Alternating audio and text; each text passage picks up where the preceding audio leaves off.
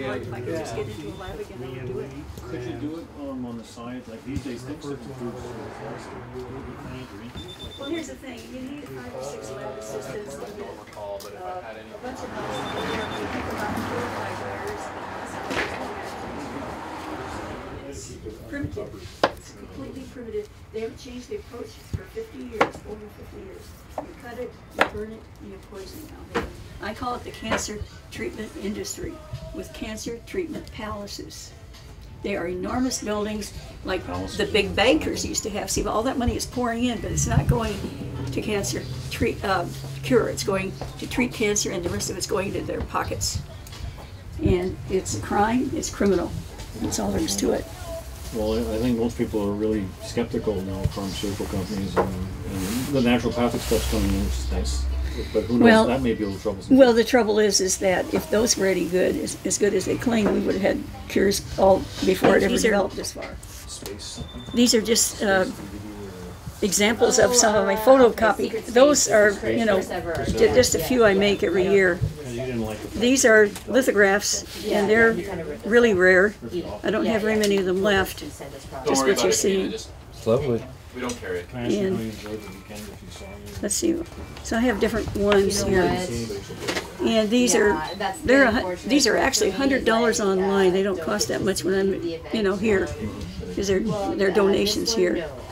There anyway, and I signed them and everything. There aren't very many of these left. It's from 1981. This batch of them. This is David Ferrie. That's David Ferrie. Tell us about when this. David was when they found him dead. You'll see David had a good physiology. He was no wimp. He had taught martial arts, survival skills. He was a great pilot. Now, it's hard for me to say these things because, I mean, he popped vitamin pills like candy, but he also drank a lot of beer and ate Jell-O and smoked. I mean, that was like his basic diet. I mean, I never saw him eating anything that was good for him. I don't know how he managed this. He'd wolf down a steak every once in a while, you know. Anyway, David, you can see that his eyebrows are still on and his hair, his wig is still on. David would take his wig and eyebrows off when he got home. The fact that he still has these on and is found in his bed naked. David had pajamas. This is February 22nd, the coldest day of the year in New Orleans. So look what you've got here. Or one of the coldest. Yeah, it's the coldest month. Is that what your book is about? Going to shed some new light on the David Ferrie story? Not only the death of David Ferrie, but who he really was. And I've got all kinds of documents and everything. I've got practically every day of his life in here. What are some of the new things that readers are going to discover in this? Well, one of the new things they're going to discover, and it's a big one, it's explosive. I didn't realize people didn't realize this. David Ferrie told everybody that he hated Kennedy. This started right after the Bay of Pigs, when he had to stand before 70 retired military officers. That was their very first meeting. He was a gifted speaker. Everybody loved him. He was always being asked to speak at these various meetings. He's here with these retired military officers. He stands up and he's furious about what happened at the Bay of Pigs, which was just recent. And he says, you know, somebody ought to shoot Kennedy. Somebody's going to do it. They're going to come from behind the bush and shoot him. They made him get off the stage. But these retired military officers, we're talking about, I don't know, colonels and, you know, lieutenants, but we got some people that are higher up, you know, and they come around and they start talking and say, you know, we feel the same way, Ferrie. You're a gifted pilot. You can speak 5 languages, French, German, Italian, Spanish, and English, plus ancient Greek, modern Greek, and Latin. So he had all these language abilities and smatterings of other languages too. So with all these abilities that he had, and his hatred for Kennedy, and the fact that at that time he was Eastern Airlines pilot, he was going from New Orleans on a route that included Dallas and Galveston and Corpus Christi, and I'm making some of these up because I don't know the exact route without looking at the book, San Antonio and so on.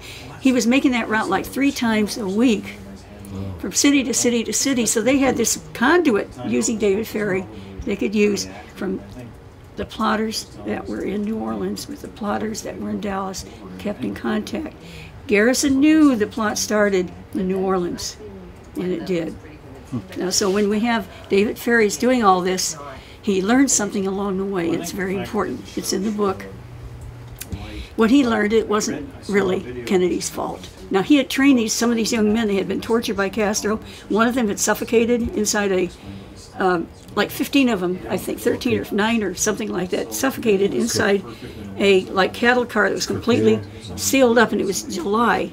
When they opened it up, it was 90 people in it, and like 10% of them were dead. One of them including someone that David had trained. So he's very extremely hated Kennedy over that.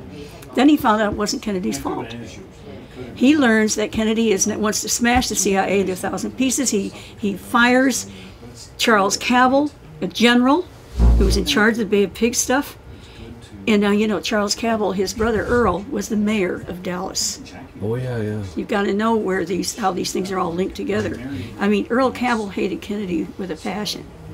And when Mrs. Kennedy is given red roses, when they got off the plane, you know who they gave yellow roses to? And they gave them the head of Mrs. Kennedy? To Mrs. Connolly. They gave her yellow roses, which is a welcome. Red roses means death. I lived in Texas for 20 years. They had Mrs. Kennedy red roses second. They don't give it to her first. She's the first lady. She gets them after that. And a little bundle of chrysanthemums that people thought looks like a little dog. It does. It's not. It's chrysanthemums. But in the car, this Gene Hill thought that it was a little dog. Well, that's because it looks like that with the way that little batch of flowers was arranged. That's all. But anyway, here we have David Ferrie realizes it wasn't Kennedy's fault. He'd only been in office 3 months. It was Nixon who got this thing started, and they had gone around the new president and did their plans, and were trying to force him to bomb Havana and everything else. And when he refused, he had to take the blame for what happened, because Kennedy was not going to have World War III. Today, the kids are learning only that Kennedy was a womanizer and had to take responsibility for the Bay of Pigs. They're not even telling them about his being a war hero. They're not telling anybody about what he did with the Cuban Missile Crisis that saved all of our lives. Yeah. So that they're assassinating Kennedy again. They really are. And that's what they do, because a lot of these people are still alive. You just take one look at Kissinger and think of all the others around him that are still alive. Yep.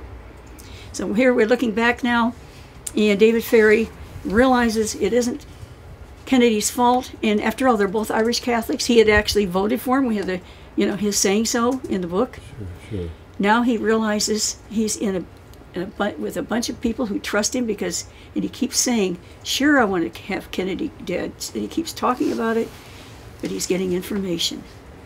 And Lee Oswald is given that information. So that's what you need to know. There's so much, and that's why these books go together. It's the other half of the puzzle. See? We're all here, buddy. And just busy with the child. I hope you can understand what I'm saying. That David Ferrie saved my life at one point. Hi, you look familiar. Okay, I've seen you before. Oh, he's dead. Yeah, I know. Yeah, they're all here, buddy. I just understood. That makes me so sad. I was talking. I don't know how many times I have to say it over and over again, but we have a lot of evidence that David Ferrie was murdered, and I've got some pictures and things like that to prove it. And if you come up here, I'll show you. Now, you've already heard the story here. Who's already heard me say it? Which one? About the good side of David Ferrie? About the surveillance, the Look magazine surveillance across the street. I heard it was good. The surveillance photo from surveillance across the street. This is approximately what they could see in life with Look magazine. Okay, it's at an angle. It would have been more over this way. It would have been enough so that you would see on the piano here. You would see this bottle of medicine. See, there's a bottle of medicine sitting there on the piano. It's just out of the picture here. So tilt it over a little, and you're looking at what George Lardner said, that he was inside David Ferrie's apartment at midnight until 4 in the morning. And as I've said previously, I don't know how many reporters you know, but I have lots of reporters always talking to me, and none of them have ever made an appointment from midnight to 4 o'clock in the morning. You just don't do that. But that stops a lot of questions, because David Ferrie originally, they thought he had died around 11 o'clock at night, the night before. The coroner had to change it because we have this witness saying, no, he was just fine when I left him at 4 o'clock in the morning. But was he? That's the point. This is what you can see. George Lardner said he was sitting in this chair here across from the couch here where David Ferrie was, see? Sitting there for 4 hours. And Bill Gurvich, that same day, that evening, the same evening that within 24 hours of David Ferrie's death, is being questioned, and they wrote it all down, the deposition, because he was the last person, George Lardner was, to see David Ferrie alive. And here's what Gurvich asked him. He said, well, look, because Gurvich is no friend of Garrison. We know that now. And in the book, you're going to find out Gurvich brothers stole David Ferrie's logbooks. They stole them away. So you're going to read about that. But here, okay, so Lardner says he was sitting in this chair across from David Ferrie for 4 hours. Okay, and so Gurvich says, well, was there any medicine in there? Because the question was, did David Ferrie die of natural causes, or did he try to kill himself, or did somebody try to kill him? And he said, well, yeah, I remember. He says, I remember seeing on the piano a bottle of medicine. You see it right here, just out of the picture here. I saw a bottle of medicine up there. We said, well, what was in it? Well, I don't know. Well, how much was in it? Well, I can't remember, he said, because the label was covering it. You couldn't tell. Now, if that's true, why is it after 4 hours of sitting there, and this is all you can see. You remember, the surveillance cameras cannot see below a certain level. It's going through the window. He said he sat there 4 hours across from David Ferrie, but he did not see the table between the chair and the couch where they sat that was full of medicine bottles, over a dozen of them. So, I mean, he said all he could remember was this. Yeah. He was never inside. So they you couldn't see this from the surveillance. You see, it was too low down. Because I thought to myself, wait a minute, why didn't he see all the, because I had been in there. I mean, Dave always put a bunch of medicine on this table here. Sometimes he cleared it off if they're going to have a party or something, but that's where he did it. You know, he's sitting, and the typewriter, of course, doesn't belong here on. David loved to play the piano. He was good at it. He was a classical piano player. He wouldn't have left a typewriter here. Somebody moved this typewriter here to type on it while they're watching Ferrie. What did they do? Watching him die. We know that the coroner, Chetta, probably wanted us to know what happened. He's afraid to say anything because we know that David Ferrie had contents of things in his stomach. And one of the things he mentioned, Chetta mentioned, is that there was vegetable matter floating around in what seemed to be coffee. Now, because that could have been a suicide or a poisoning, they should have examined, of course, and analyzed the contents of the stomach. They did not. It's one of the most ridiculous things to see that they didn't do it. Yeah. And that is your first clue that, but Chetta, I think, wants us to know what happened because it said floating in it is vegetable matter, particles of vegetable matter. Now, David Ferrie wasn't chewing lettuce with his coffee that night. But what you do if you take pills like these proloid pills, if you dissolve them in water, all this cellulose that bound it together, that's what they bound it together, comes to the top, and it looks like little pieces of floating cellulose. It's vegetable particles that can float. And that's what Chetta told us that was in there. Of course, Chetta didn't get a chance to tell anybody about this in a court of law because he died a few weeks before he was supposed to testify in Garrison's court, you know, for the Clay Shaw. All these people conveniently died. We have Dr. Mary Sherman, who died on the 21st of July, 1964, the day the Warren Commission came to get her testimony. And I say her testimony was unsolicited, but she would have said something. I know they were afraid of that.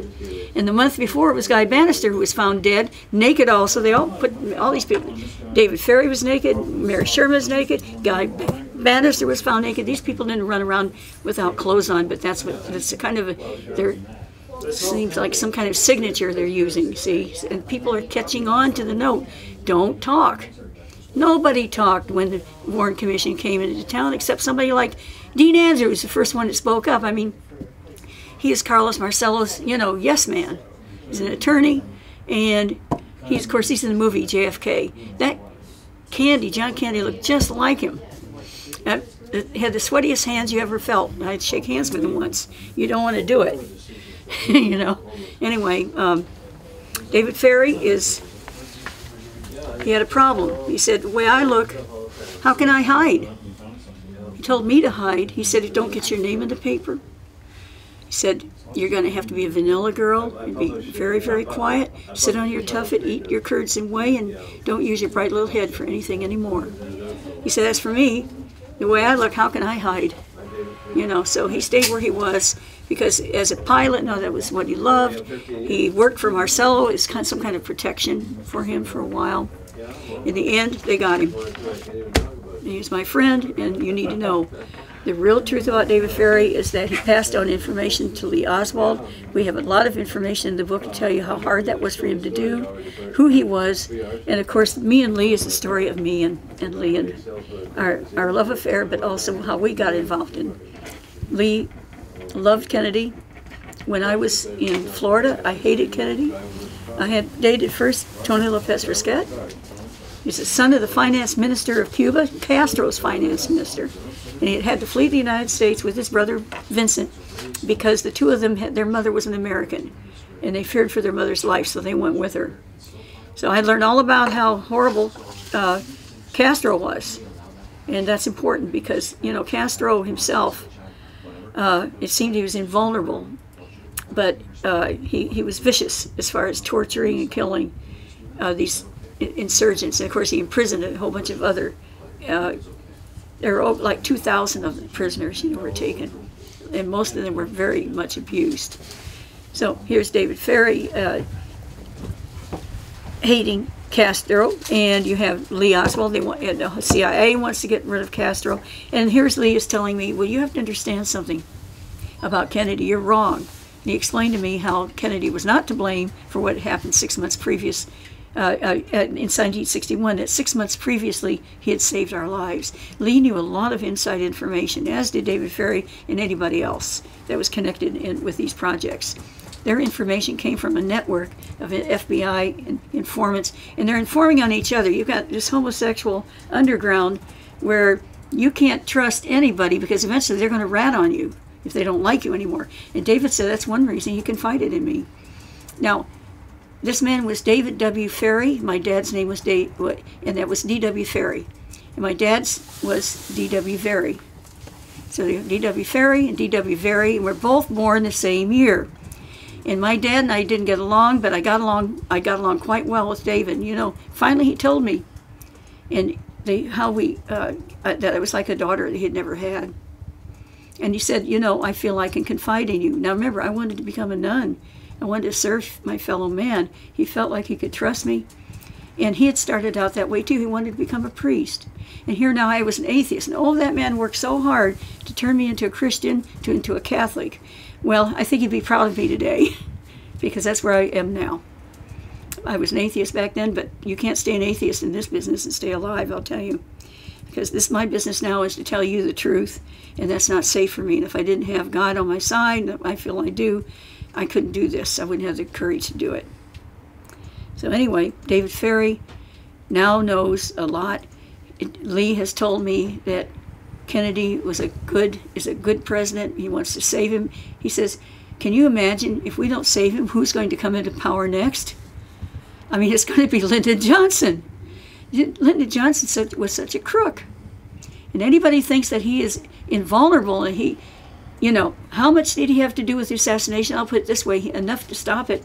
Because we have photographs, we have films showing the cavalcade going around the corner. And it's on YouTube. You can watch it for yourself. There's Lady Bird, you know, like this. There's Johnson. He's not smiling or anything, you know. He's got a walkie-talkie in one hand. As they turn the corner and before any shots are fired, bam! No more Lyndon Johnson. LBJ is ducked. So you see all these YouTube things, LBJ ducked, LBJ ducked. You've got, you know, a whole bunch of them. LBJ stayed ducked all the way through Dealey Plaza. He knew what he was doing. So, and of course, as I've said to add to that, what was his incentive? Well, the very same day that Kennedy was shot, on the 22nd, we have a congressional hearing going on where witnesses are telling us that he has accepted bribes, he's been associated with the mafia accepting bribes, and it's about the Billy Celestes and Bobby Baker scandals. They're going to put this man in prison. They're going to censor him, remove him from office, and put him in prison. He had the choice of becoming a jailbird or becoming president of the United States. I don't think it was hard for him to just keep his mouth shut and let it happen. So he's accessory after the fact. He's just as much a murderer as all the rest. We have way too much evidence of his complicity. We have evidence of complicity from other directions too. One of the interesting thing over in Parkland Hospital, one of the first calls that Lyndon Johnson makes in the hospital is to his stockbroker. And it got recorded, you know, and everything. There were too many people around him. He couldn't even get enough privacy. But he has to call the stockbroker before Kennedy dies, and he does, or is pronounced dead. And he says, "You sell that damned Halliburton stock right now." I have to use these words, bad words, because he uses them all the time. Yep.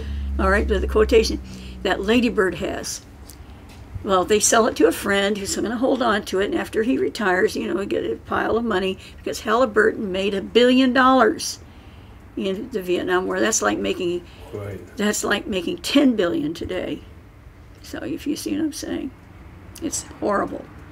But Halliburton is still making money. Did I forget? We've got Iraq, we've got Afghanistan, Halliburton, and of course Bell Helicopter, which was almost going out of business, went sky high in its you know, many Hueys, many helicopters.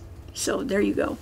But one other thing about Lyndon Johnson, besides all that I've already said, we have records that they had, and now we found witnesses too, invited out to the ranch out there where Kennedy is going to be given a barbecue, you know, hosted by Lyndon Johnson at his ranch.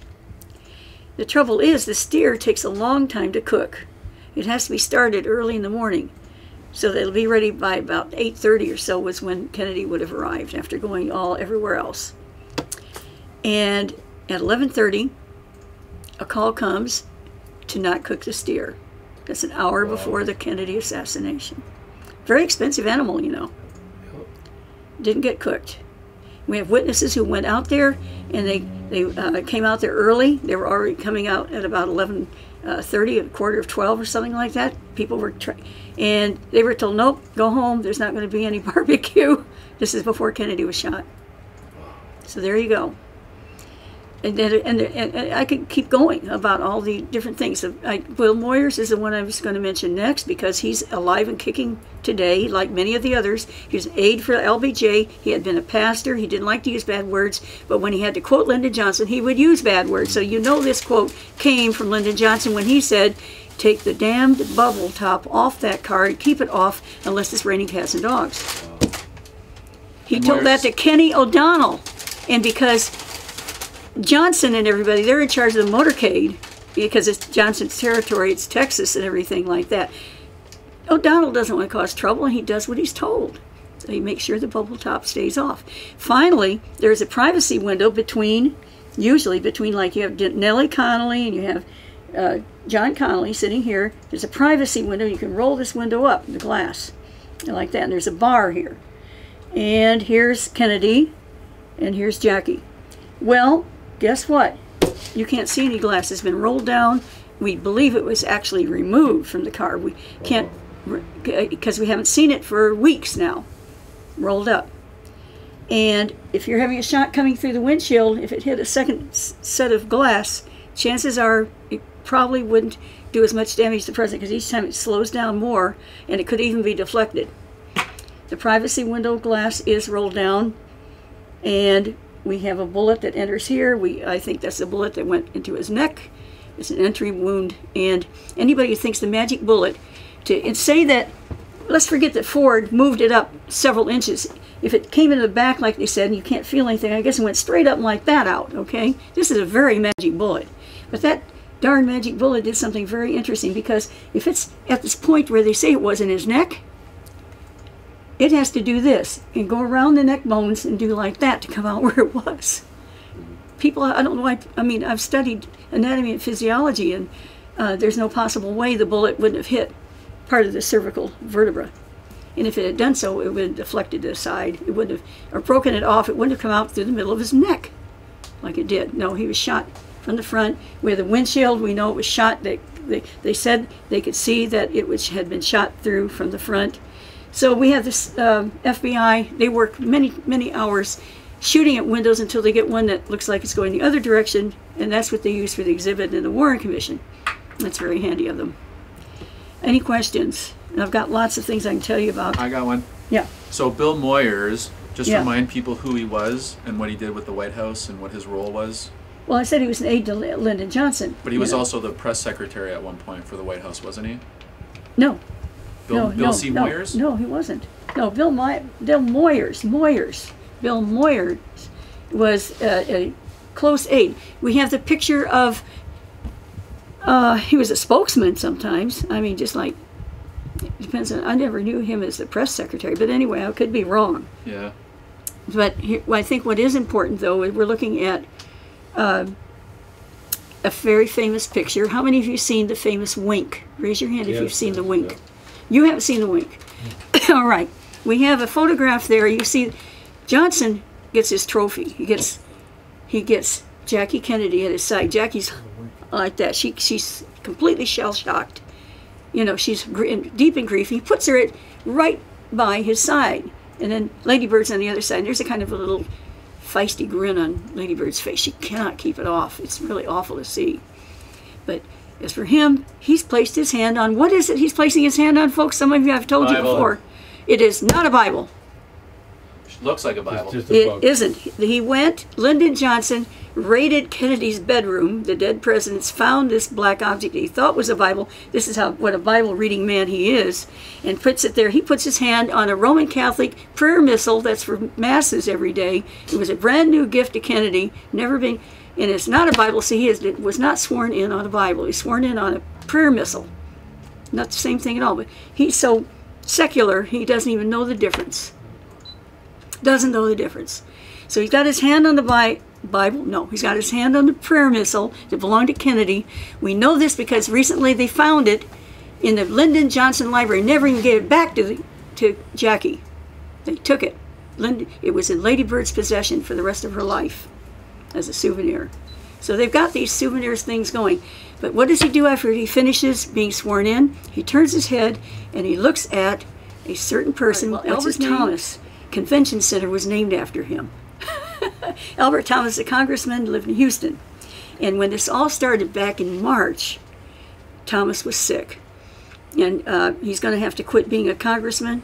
And they make a big hullabaloo. They say, look, Kennedy, you've got to go. We're going to have a big dinner for Albert Thomas in Houston. And oh, by the way, let's include Dallas and these other cities in it, by the way, itself. So we look and we see Lyndon Johnson looks up. He's just finished putting his hand on the missal and got sworn in. And he looks over at Albert Thomas, who winks and is smiling. Albert Thomas looks just fine. He will live 2 more years working for Lyndon Johnson before something finally gets him. So, I mean, that's the base of the whole thing. How complicit was Lyndon Johnson? We're having a conference in Dallas. I hope you come. It's going to be the most fantastic conference. We're having a number of people there. Roger Stone is going to be there with his book about Lyndon Johnson, for example. We have Phil Nelson with his book about LBJ as well. We have many other speakers, Jim Mars and Tosh Plumley, who has never spoken before. He's the member of the abort team, and Lee was on that abort team with trying to save the president. Some people say it didn't exist. We now think that the abort team was named that, but the people doing that had no intention of saving Kennedy. Yeah. I was wondering, what were the reasons for killing him? Was it because of the money issue? How many reasons do you want to talk about? Because there are so many. And the point is that because there were so many, that's why we don't have people talking. Anybody who tried to blame another agency, any agency that did that, they could blame them right back because it was a coalition.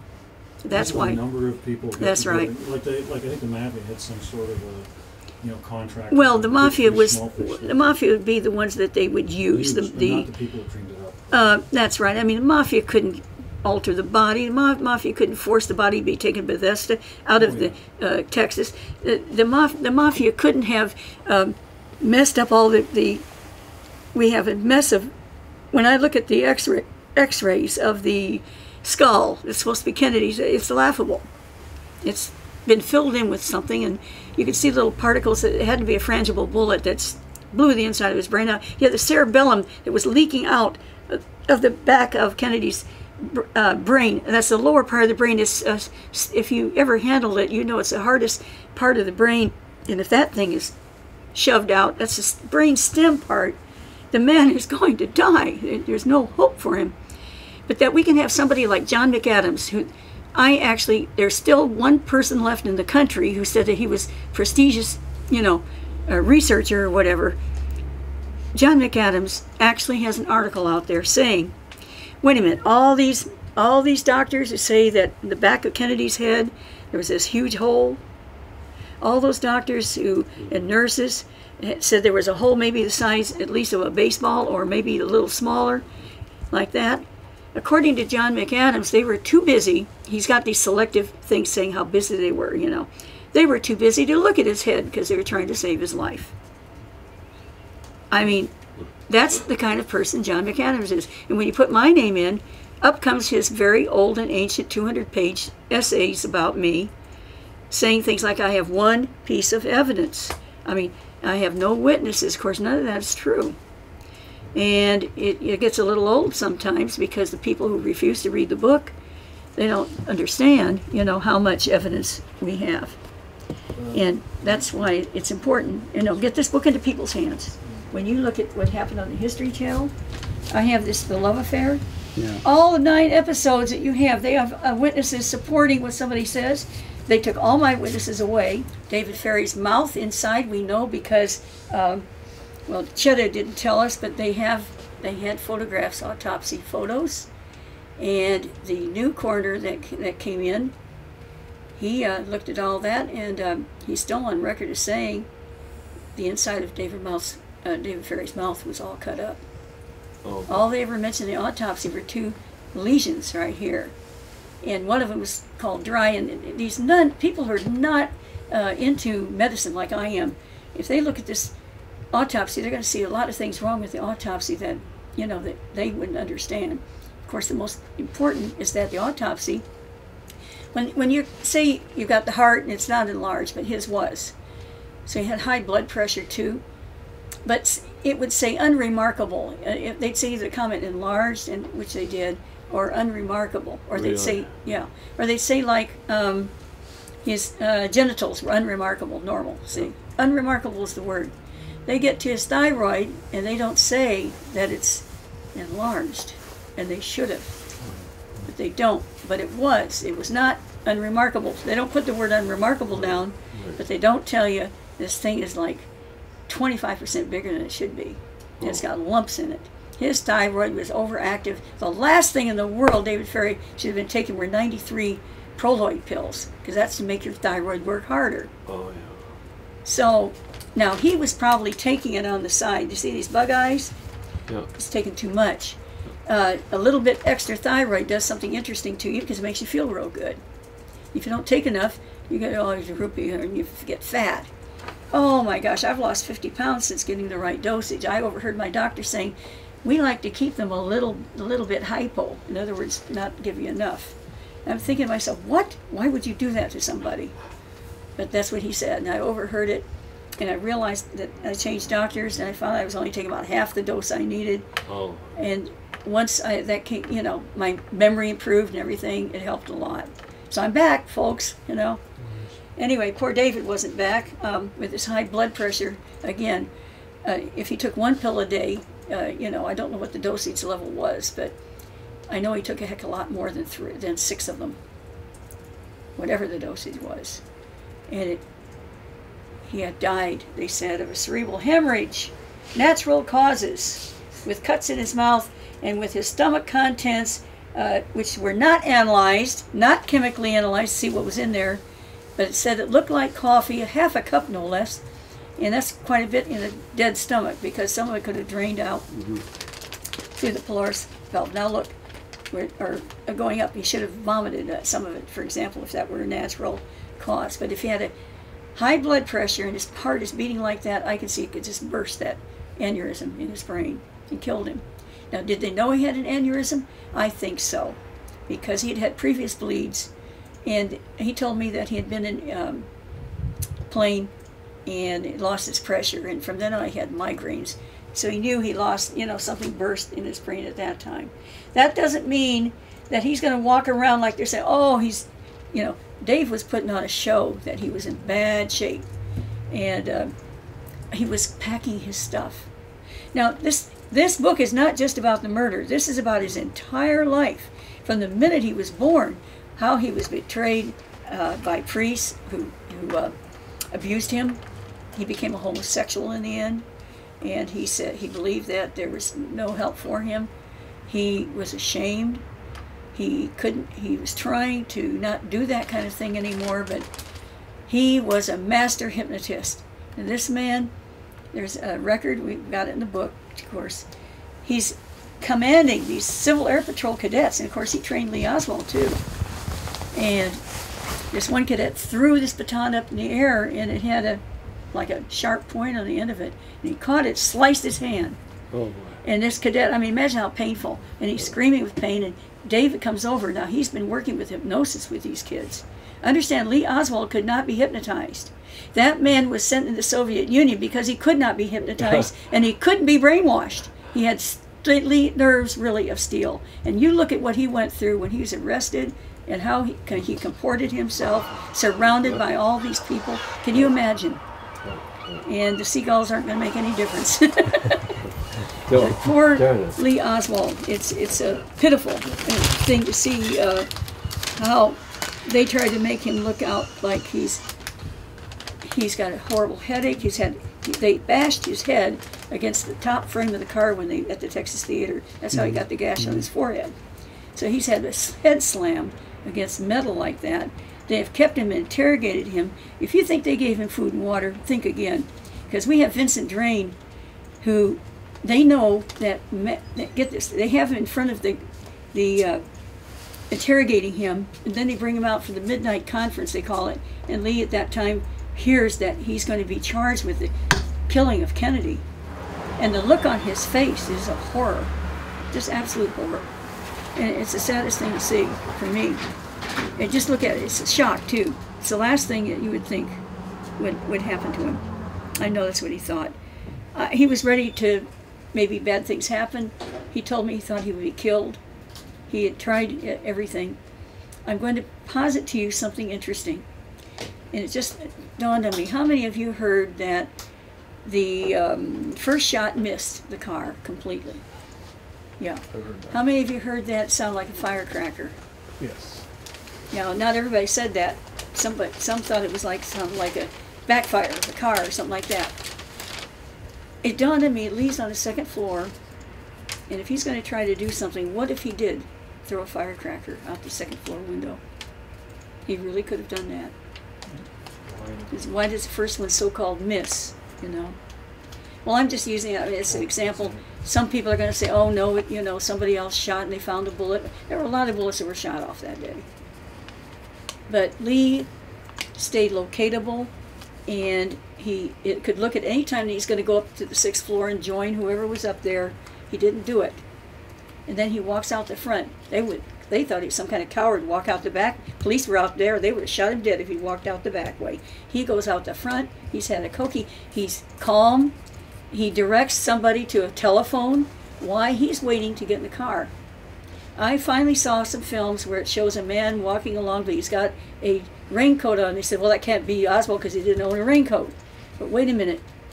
A couple weeks later, they find Lee Oswald's jacket left behind in the Texas School Book Depository. And if he doesn't want to look recognizable, think of how this is a smart man. He puts on the raincoat. I can see him doing that because it rained that day. There were raincoats around that he could borrow or take. And I think that's what he did, and he got into the car then. It speeds off. People think that he went to his rooming house. I am no longer so sure about that. After what Stefan Westerberg and his friend Pete have done some research, because you have the woman there who's in the boarding house. She's a housekeeper. She was blind in one eye, and she couldn't see very well out of the other. I'm saying that we have a problem here with this lady. And we have someone rushing in, goes in there, and supposedly comes out wearing a jacket, and zips it up. She says so. Earlene Roberts, okay? She says he zipped it up. Well, he had a shirt on that buttoned, it didn't zip. So what's this action for? But we find a white zippered jacket is thrown out, you know, on the way after the Tippit scene. How convenient, especially when Jack Ruby's friend, who was in charge of the club while he was gone, you look it up, you can see a picture of him wearing what looks like the same Eisenhower jacket. The white one. White jacket. You knew about that. Yes, they found it under a car or something. Yeah, that jacket is the same one that you can see. It's identical to one that Jack Ruby's friend is wearing. But there's more, and I'm sure you know that Butch Burroughs is alive and well and kicking. And, you know, what does he say? He says that he was selling popcorn to Lee Oswald at 1:15, the time the Warren Commission said that Tippit was shot 0.6 of a mile away. Lee Oswald has many talents, but bilocation is not one of them. So you can't be in two places at once, but that's okay. The Warren Commission says he's lying. Of course, everybody's lying who has anything to say that might exonerate Lee Oswald. In 2017, they're promising to release Are you more kidding? files. I'm just wondering Yeah. what your opinion is. Well, here's the thing. What's your opinion of that? My opinion of that is photoshopping. We have, I would not, if they said Lee Oswald was innocent, I wouldn't trust what they said. Because they can do anything now. How do I know this? Because the Mormons had a problem some 10 years ago, or maybe more than that now, no, some 20 years ago, when this man was able to sell the White Salamander letter to the, you know, the leaders of the church for hundreds, I think it was $100,000, something like that. Why? Because the letter looked authentic. The man had used authentic ink. He had used old paper. He took a frame and sucked all the air out of it, so the letters sucked down into the paper, so that's what happens with time. The letter, the weight of the ink actually sinks down into paper over time. So they looked at it under a microscope and it looked like it was really old. Now you can tell me that they wouldn't Photoshop Lee Oswald stuff and make something to say, you know, he was, if so, why didn't they release it earlier? As for their releasing it, I doubt any of us would be alive when if any of the, I don't think any of that would even survive. I'm sure that they just destroyed it. We have tax records. Now that is something that they will try and fix. They'll fix some way. Why? Lee Oswald, when he was in the USSR, was getting hazard pay, hazard duty pay as a spy going in there. Well, he's paid under the table, of course. And if you think they're going to release those tax records of what of his last year in the Marines, you know, before he entered the Soviet Union, because part of it, of course, is going to go extend right into that.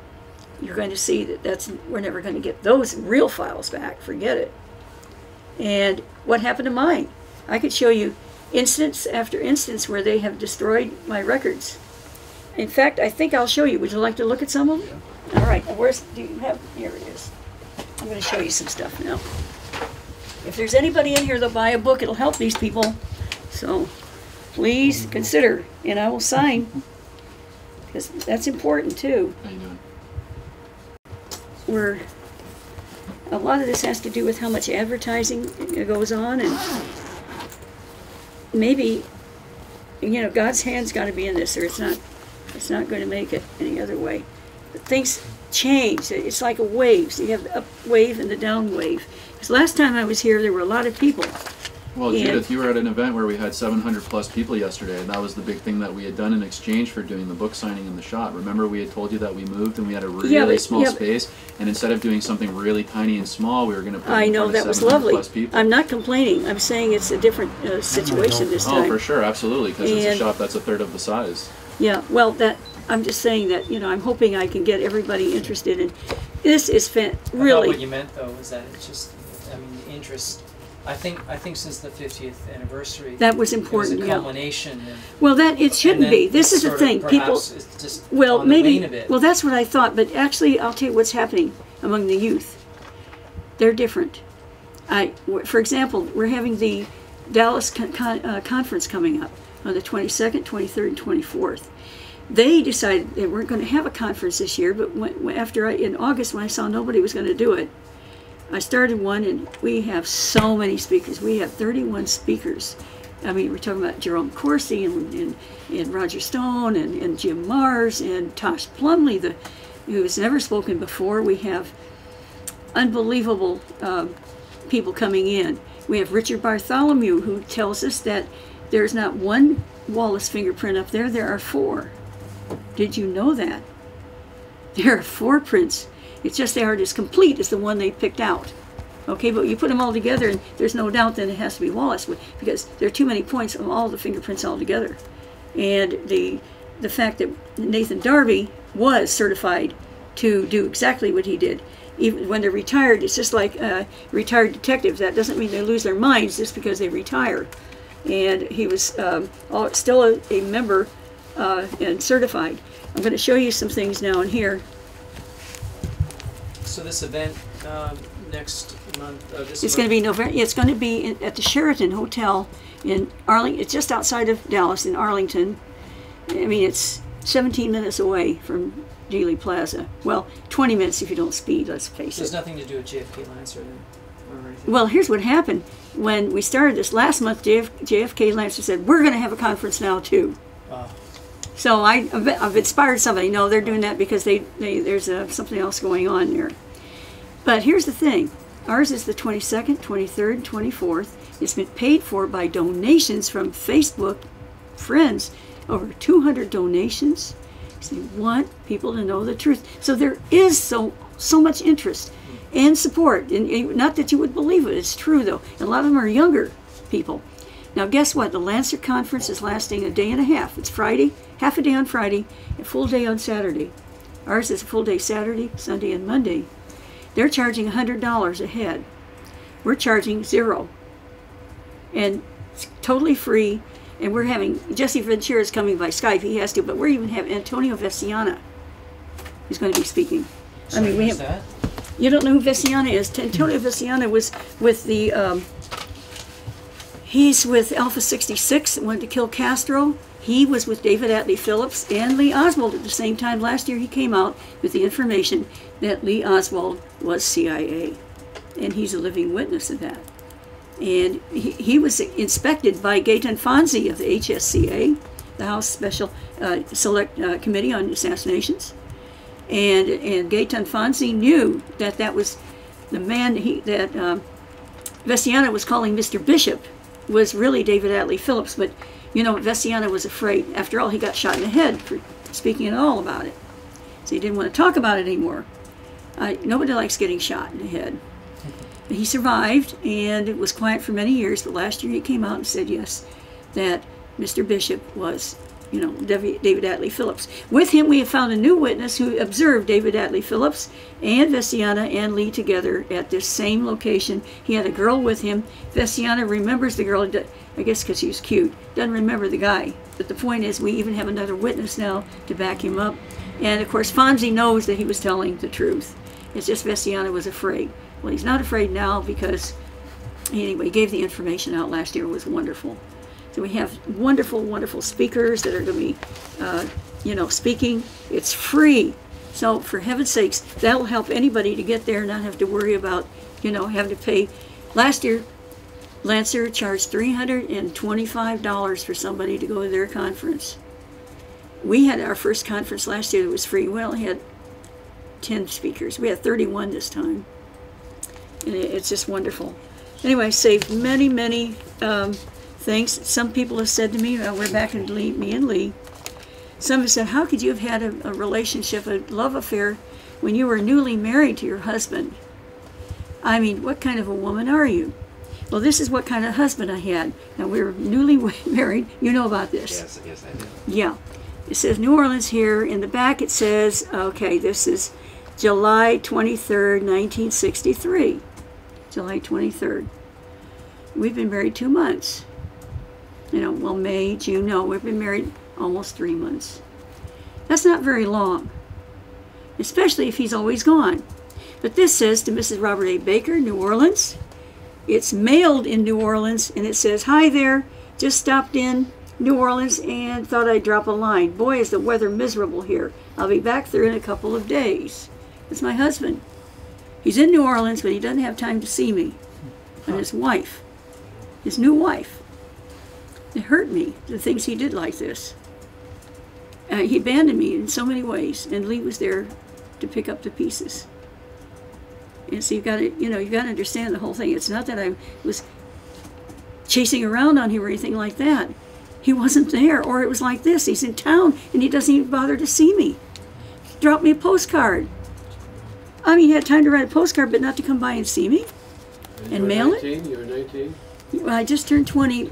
I was still 19 when we married, yeah. Just all the things about Lee. I knew we were in something that was historic, and I started saving everything. I have witnesses. I met this man, Charles Thomas. He posed and put down Arthur Young on the passport, talked to his family. He married a Chitimacha Indian. Because I shook his hand, I said, "Are you from America?" Because I detected a accent. Well, he said, "I use an accent when I'm doing stuff like this." You know, it's like part of his way of hiding himself. And I thought he had a German accent, but somebody said it was a Welsh accent. But at any rate, Charles Thomas said, besides which, I'm more American than you are. He said something like that, you know. He said, "I'm married to a Native American, a Chitimacha Indian." So I remembered that. But I also remembered other things, that he had tattoos on his fingers. And when I found the family, they actually supplied these photos showing the tattoos on his fingers, which I had described before. And there's another photo I want to show you. They were still wanted to see if that was really the case. It's going to take me a minute to find the photo. So what happened is, eventually, I was talking to them. These are other witnesses. I have Anna Lewis, and this is Mac McCullough. These are living witnesses. They're on audio tape and film, especially she is, that we were lovers, Lee and I, because we double dated with her and her husband and all that. And she lost her job for a year and a half. They intimidated her and told her, "You've got to take all that back or we're going to take your retarded son away from you." You had things like that going on. As for him, he said, "Don't talk, because they never forget and you'll be sorry." But at least he said, you know, we're companions, and he agreed. We kept running it back all summer. My husband's always gone. He did write a few times during all those times he's gone. I'm going to go to this picture that I want to show you, though. It must be further back. I didn't realize it was this far back. I've been moving these around and changing them for different things, so they're not in the order they originally were.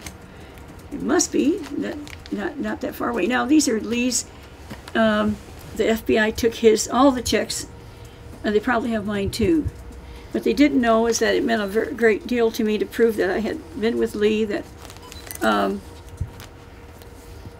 these are different things that shows I was doing cancer research and what I was doing.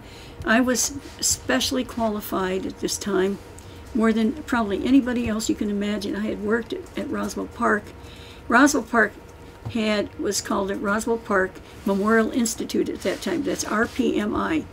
And this special formula called RPMI 1640 exists today. It's the best thing to grow cancer cells that was ever created. Well, I was working with a precursor of that and doing different experiments. I was in Dr. Moore's very own lab working on that. And also was with Dr. Grace, James T. Grace, working with SV40 monkey virus. You can see a newspaper article about me saying I'm going to be working in radiobiology, so we were doing radiation and working with these viruses, seeing how to mutate it. That's important because that's exactly what we ended up doing in New Orleans. And so I was aware of, you know, the mutations and what to look for and so on, how to handle these dangerous viruses safely. But above all, I could actually grow cancer cells better than anybody else probably in the whole country, because I had this wonderful formula. It wasn't perfect yet. It was better than anything else in the whole planet at that time. So I had some special skills. And here you see fetal calf serum that we added. Here you can see I'm trying 10%, 2%, 10% with these different combinations of things. And the reason I kept this is this got out of, it was hard for everybody to read this. I could read it, but nobody else could, so I got to keep this one sheet, it turned out. Anyway, I kept knowing this was history, and we're talking about killing Castro. Lee Oswald and I are hired on the same day, okay, and that was May 10th. This is the check came out 1 week later, May 17th. What's important is that in the Warren Commission, they never mention it. They don't want these things to be linked together. There's only one sentence and only two references to Standard Coffee that are in the whole 26 volumes. And that was a whole week of his life, and they looked at the tiniest details about Lee Oswald up to his baby shoes. It's just amazing. No researcher ever brought up that Lee Oswald had worked for a whole week at Standard Coffee because they didn't know. But I was with him. So that's important in this. Now, when they transferred him over, the day we were transferred, I'm Baker with a B, and they'd already cut my check in Standard. But by the time he had crossed over with me, they hadn't got to O yet. And so his is Riley's. His cut for Riley's because that morning we switched over to Riley's. But he was there for a whole week. So we switched over the very same day because every check from then on, this is just like Lee had. You know, they're the same. I don't know whether these are in order right now or not. These are late, no. But these are the checks, and these are every single day. I'm with Lee with this cover job. And here down here is the famous Royal Castle check. This Royal Castle is not an ordinary check stub. When Lee saw it, it's one of the reasons why he thought I knew a whole lot more than I did, and is part of how I got in on the secret side of things. David Ferrie had been so busy and working so hard in this project, but he had a problem. Eastern Airlines was requiring him to go to Miami all the time to testify. He's trying to get his job back. He got fired for homosexual activities, which you're not supposed to do, you know. Well, poor Dave. Anyway, on top of that, David Ferrie is now working for the Godfather. He's given him a job with G. Ray Gill, one of Marcello's attorneys. You'll see that David Ferrie has to fly to Guatemala. You see that David Ferrie has to spend time out at Churchill Farms, which is the Godfather's own personal plantation out there. He doesn't have time to keep up with some of this. They need an assistant. They asked for a young assistant, or an assistant that, in other words, could not be traceable. If you get an old assistant, they're going to have all kinds of records around him, right? And they thought it was me because he's a homosexual, and they thought they wouldn't send a young guy. So it seemed normal but it wasn't. I was supposed to be on the other side of the project.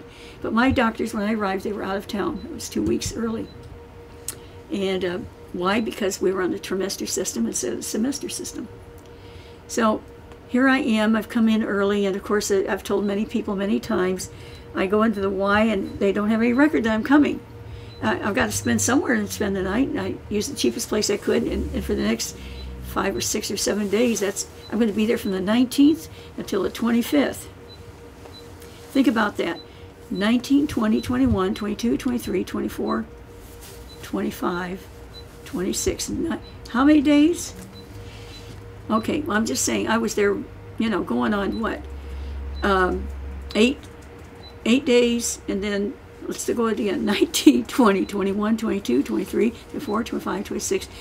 On the 27th or 28th, he moves me, I think it was the 28th, he moves me to this nice place. We thought it was nice, but it turned out to be a whorehouse. It was very pretty inside with the chandeliers and the lovely trappings and the nice staircase going up, and the woman sitting there kissing this man. They looked so romantic. But the next day she was kissing somebody else, and it didn't dawn on me why. I mean, I was dumb. I was innocent. But he got me this. And later, when he found out that the way he had described, he said, I've got this girl, she's a very pretty girl, and she needs a nice place to live. By saying pretty, they... That, please? Oh, sorry. Okay. They thought, they basically thought that, I've lost my train of thought now. Anyway, Lee Oswald thought it was okay for me to stay there and all that. Now, how I got there is, of course, in the book, but going back, I am at the Y. It's the middle of the night. I've arrived from New Orleans. They said I'm going to be, I'm going to have an internship. And by the way, I met Kathy Santee, my friend, Dr. Santee now, recently.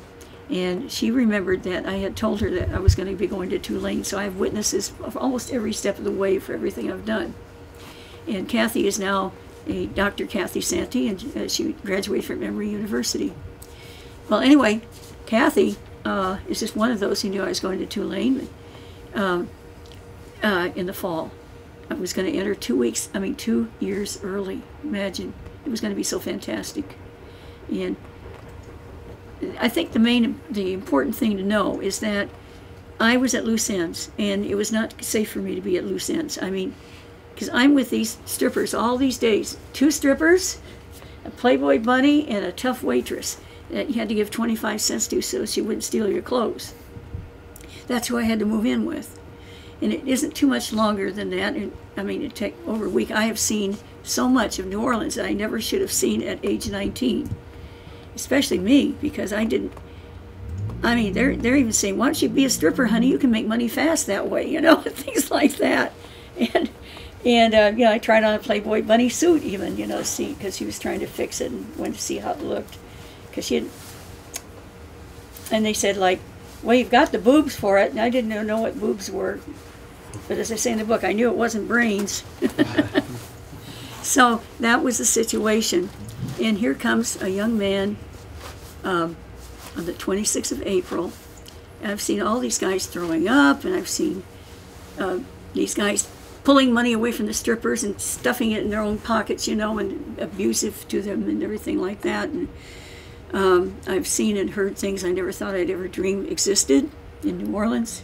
The first sound I heard when I got off the bus there was this gunshot. Bam! You know, nobody else jumped. They're used to it. You know, it's like that.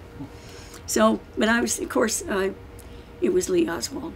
And apparently he'd been sent to protect me. Boy, did I need protection. Because my fiancé, I was afraid to tell him, hey, he says he wants to marry me. I want birth control pills. Oh, did I want birth control pills? Because I thought I was in love. I thought I was in love, but it was sex. There's my birth control pill I've saved all these years. Because that's what getting married meant to me. I didn't believe in God at that time, and it was just a piece of paper. And I liked my fiancé. I didn't realize, I thought it was love. It was hormones. You know, hormones and big guy, you know, and smart, high IQ. So those are not the best criteria. How about being kind and loving and thoughtful? How about any of that stuff? Like Lee was. So it's so different. Yeah, so I married the critter, excuse me. Ended up doing that because Lee told me he had abused his wife, and I was afraid. But I'd met Lee before I married, and I came so close to not marrying this man, and I so wish I had not done so. So anyway, there are lots of things that went on. DAVID Ferrie, I met him because David thought I was the person that was being sent to take, you know, to help when he wouldn't be there. And it was set up so I could be there during afternoons and fill in on especially Wednesdays, Thursdays, and Fridays, when those are most of the time that he thought he'd be away. It turned out we were almost the opposite. I saved after we moved. We had our records laundered here at Standard. All of a sudden, my whole history about cancer research disappeared. Everything about Lee being at Soviet Union was gone. It's just that he just got out of the Marines, and here he comes to New Orleans on the background reports that we created ourselves using stationery that belonged to the Retail Credit Corporation. Saved a lot of different things that you'll see had importance, like when Lee Oswald on the 26th of May wrote to the FPCC, that's the Fair Play for Cuba Committee, and he says, I'm going to get an office. So, you know, he says, it's not going to be easy for me, I'm going to do it. Then he comes to me and says, look, here's the problem. If I put up $30 for this office, I've got a big problem because, by the way, he mentioned $30 in the letter. All right? He said, if I put up $30, he said, they're going to wonder where it came from because I had to use all my money to pay the rent, and I just got hired, you know, at Riley's. So he says, you know, I've only had 2 paychecks so far, and so I need a donor. You're going to be my donor. You're going to be the one that donates. Just whatever you do, make sure you don't put my name on it. Just go and buy one for me. So I went through my purse and everything. Lee had some money. We put it all together. We got $30. So, and Lee says, don't worry, I'm going to give you all that money back. You're going to be able to put $30 in the bank. So don't worry, because I said, what'll I do? I'm going to eat, how, you know, everything, because other things that happened, as you can read in the book. So I went and I bought a American Express. By the way, you'll find out Lee Oswald is always getting American Express checks. They're for $25 or $30 all kinds of times. You know about that. Well, this is an American Express, as we told me to do. I guess it fit in with all this other American Express stuff. So I buy this thing for $30, and that, when I bought that, let's see here. When I bought that, that was then the 27th of May, all right? Well, I'll show you what happened. On the 28th, if I can find it, it must be this direction. I'm sorry things are out of order the way they are. It's not meant to be that way. But we'll get there. I think it's right here. We're going to see his letter to the FPCC. And, oh my. This is the background report. No, this isn't. It looks like that. Upside down. My eyes are so bad these days, folks. It does make a difference. This income tax return that goes with all the stuff. We're getting there. All right, so you're going to find, come on, where is it? This is odd because it looks just like this. It must still be back here. Yeah, these are the originals, and they've been upside down here. If I returned it around, here we go. Here it is, way in the front. On the 27th, you can see this for yourself. On May 20, look at on May 27, I gave him. Remember, May 26, FPCC needs $30. May 27, I get the American Express check. American Express money order. On the 28th, he gives me the money back, and I put it in the bank. Now, of course, if I would never do this for myself. Why would I buy an American Express check on the 30th?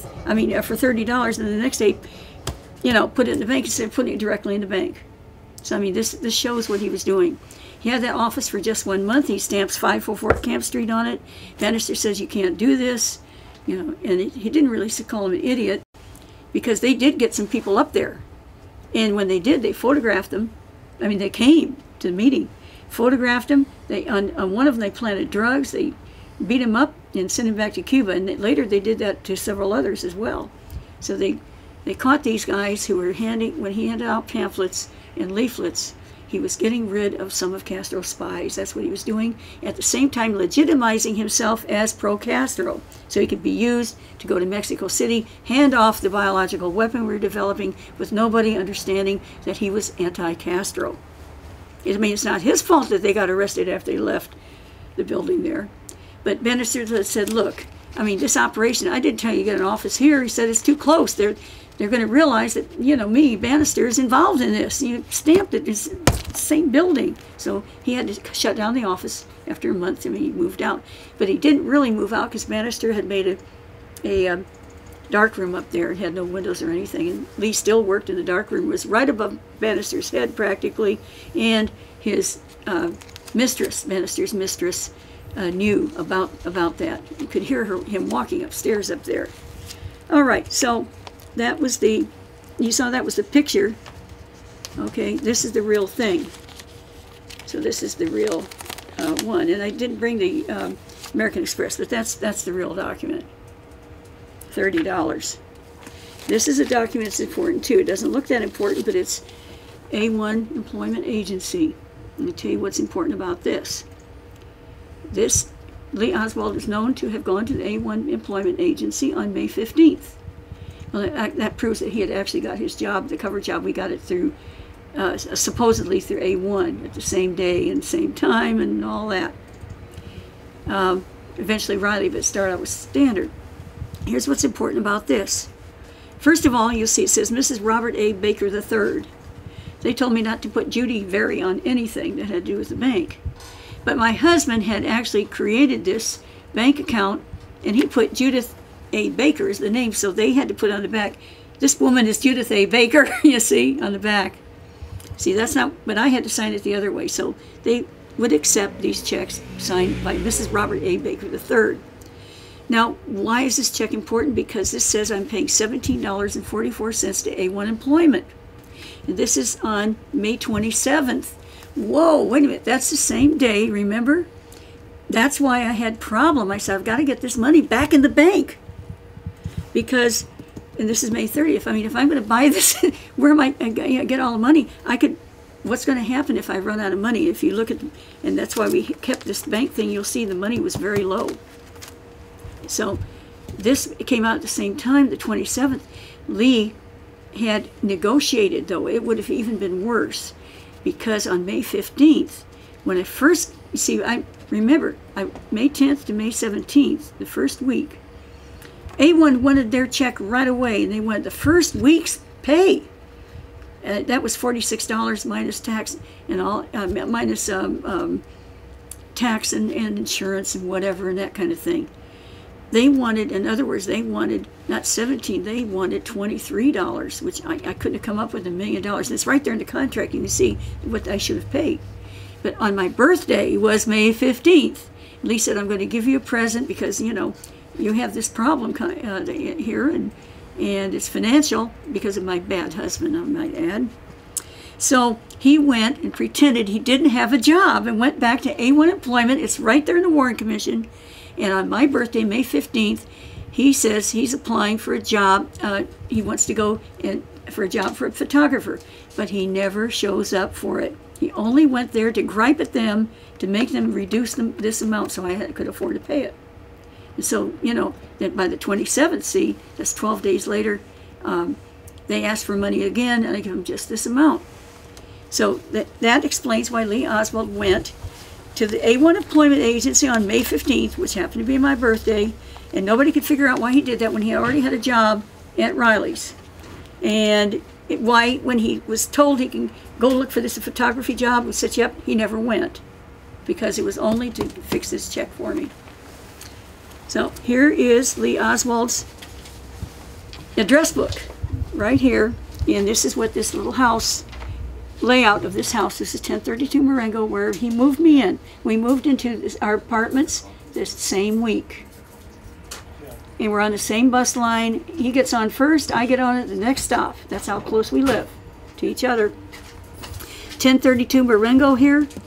It looked like this in 2000, and we have a lot of photos. We had 3 researchers go inside, Dr. Joseph Reel, Martin Shackelford, and Howard Platzman, who was with 60 Minutes. Okay. Anyway, this is important because this is a direct connection between me and Lee. And this house, see there are 2 little circles there? Those are overhead lights. Mm-hmm. Lee said, I need to know where those are. If something happens to you, he says, these X's in here, we'll pick these things up, because that's where I had a microscope and I had journals and things I shouldn't have had. He said, if anything happens, I said, if anything happens to me, what are you talking about, you know? I mean, I don't hear that. Mm-hmm. And there's an X out here where he kept the key. Get in. These 2 little circles here were the overhead lights. And I said, well, why are you doing that? He said, because they're right by the door. Those are light switches. You can turn them on right at the door and get light right away if you're in a hurry. So that's why he did that. Well, when they went in, they still found those overhead lights were still there, and the layout was still there. They added a closet, a little atrium here going in with closet on each side. Otherwise, it was the same after all those years. Well, it didn't last, because after it became known that 1032 is where I lived, and they'd taken pictures inside, and they marked, and they saw it was the same as his outline here in his address book, a doctor bought the house soon after, gutted it, moved the door to the middle, moved the windows to each side, and changed it completely around. So, but they keep doing that, but we're one step ahead most of the time.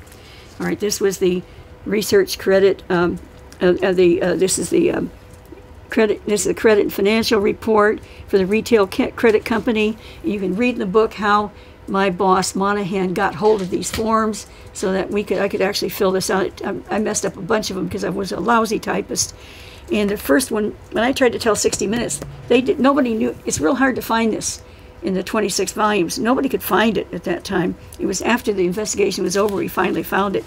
I had described it in the boxes, how hard it was to line this stuff up. I told him how we made Lee a rich man, you know, and that according to this record, he knew his own aunt only a year and a half, along with other people, and he has fake people that they supposedly interviewed.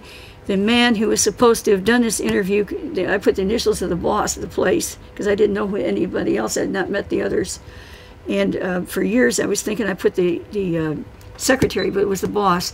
But what's important is that when the FBI came with this, they said he couldn't remember doing it. He said, I must have, because there it is. It was my initials. I don't remember this. Well, he didn't do it at all. Now, this is Susie Hanover, who was my wonderful landlady, but I'm going to tell you that I have a record showing that after we moved, when we moved back, I was forced to return to Florida, and we sent her a check on the 14th of September, to pay for her electric bill, you know, our half of the electric bill, because she had the back half of this apartment is connected. And she signed it. Okay, she signed it in early October. This is Susie Hanover. Well, that's, the directories were compiled in October that year to come out in January of 1964. And Susie Hanover, for the first time in 30 years, is missing. Yeah. And the family can't remember what happened to her. They thought she got suddenly ill. Anyway, she has vanished from life. And on top of that, the lady, Mrs. Richardson, who drove me and Lee there to the house, to Susie Hanover's apartment there, knew where we lived. 18 days after the assassination, she's not that old. She's a young woman. She died of a so-called heart attack. So that was the end of that. I saved some streetcar tickets that were important. This is the 28th of April. Why is it important? I've only known him 2 days. I was already falling in love with him. I mean, people don't keep streetcar tickets for, no. Yeah, you know what I'm saying? I mean, this meant a lot to me. But that was a Sunday. And that was a Sunday that Lee went out to the grave to see his father. And that's when he told me he didn't, he had abused his wife. He said, I'm not going to hide anything from you. He explained why. I have not put that in the book. But some of you might have felt the same if you knew what had happened. I'm not going to go there. I was so mad I ripped up this thing that I was going to save because I loved him, so there's only half of it left. But it landed at the bottom of my purse, and I found it later, and by then I'd saved something else further along. Here in July, I was madly in love with him by then, and this was a romantic thing, so I kept that. So I have these things I kept because I loved him. Now, this happened on May 4th. A raid had happened. I was in this house of prostitution. They raided. I was thrown out. And thank God. I mean, you should have seen the see-through nightie I was wearing the night before, you know. and here he left after one. He said, "Well," I said, "Why are you doing this?" He said, "Well, if I told you that I was going to be gone all summer, you wouldn't have married me." You know. And I was thinking to myself, well, I'm just to blame because I wasn't going to tell him that at the end of the summer when he went back to Florida, I wasn't going to go with him. I was going to go to Tulane. So we were both guilty, you know. So what can I say? But anyway, here come the police, and they say these women were coming down the stairs wearing feathers and handcuffs. And that's all, basically. You can get the picture. And the policeman kicks open this door. It just had one of these little hooks, you know, it was sliding doors. It was a parlor I was living in, bottom floor. They're going up down the stairs. I've got the light off. I'm praying they won't come in. Well, they did. And this big bushy policeman, you know, all right, girlie, it goes like that. And I was only called girlie twice in New Orleans. The other time that happened is when Lee rescued me from a sailor who was going to slice us up and take our things. And how Lee saved me from there is really wonderful. Anyway, here's the old girlie, you know, and he says, "What's your name?" And I said, Mrs. Robert Ellison Baker III. And everybody else there was called like Candy Sue and Lollipop and things like that. He said, "That's the silliest name I've heard all night," you know. And he let me go. I showed him my brand new marriage certificate. Yeah. But I'm out in the street in the middle of the night. I'm hating Lee Oswald because he's the one that put me there. Later found out that he put me there because when he said he was looking for a place for a pretty girl to go, the guys thought he meant that he was looking for a place where prostitutes stayed. So Lee was really mad because the name of that man was Jack Ruby. Oh, Jack Ruby had owned a bunch of or collected money, I should say, from these bordellos there. Took it back to these women that he liked the most back to Dallas. Some of them had talent. In one way or the other, Jack Ruby slept with them all. These people say he was homosexual, he was bisexual. He slept, you know, I don't know what he did with his dogs. He sure liked them. I don't want to go there. I'm just saying that Jack Ruby loved his dogs more than probably any humans. And his sister, of course, and all that. And I met him. But here, when I met him, by the way, Jack Ruby, when he heard that this woman had done this, you should have seen the look on his face and the way he said, "I'll talk to her." But the way he said it, I wouldn't want to be her. So I don't know what happened to her, but I don't think it was good. And he peeled off a $50 bill and gave it to me just like it was nothing. He had a stack of, actually they're rolled in half, and he had brass knuckles, real, I'd never seen anything like him before. They were genuine brass knuckles that man had. So anyway, that was later in the story. Right now, I'm out in the street, and I'm cold, and I'm hungry, and I'm scared. This is early May, and I say cold, it was just, I was shivering with fear. It's late at night. It's on St. Charles Avenue late at night, and you don't want to be like that late at night when you're, well, I was barely 20 years old now. I am carrying a guitar. I opened the guitar, packed my clothes in, and I carried the guitar with a string around my neck, and I carried the guitar case that way too with a strap. And on top of the guitar, I had a box had a typewriter on top of that, and with both arms here, with a suitcase in both arms, and I'm trying to push a box along with my foot, and because these were my possessions, you know. Yeah. So I hid some of it and went as far as I could, and found, yes, Mrs. Richardson, Pastor Richardson, and they let me in, and they're the ones that Lee found me a nice place to live. He said, I'm going to be moving in just a couple days down the street, and it turned out to be the fact. So I could go on and say now that this case, when that raid happened, this is May 4th, I'm saying to Lee, I look at this in the paper, and we found this article besides the raids. And this talks about this man, he's posing as a narcotics dealer. He's working obviously for the FBI, but they don't say so. He's posing like that, or maybe he's working for the police. But these 3 guys beat him up.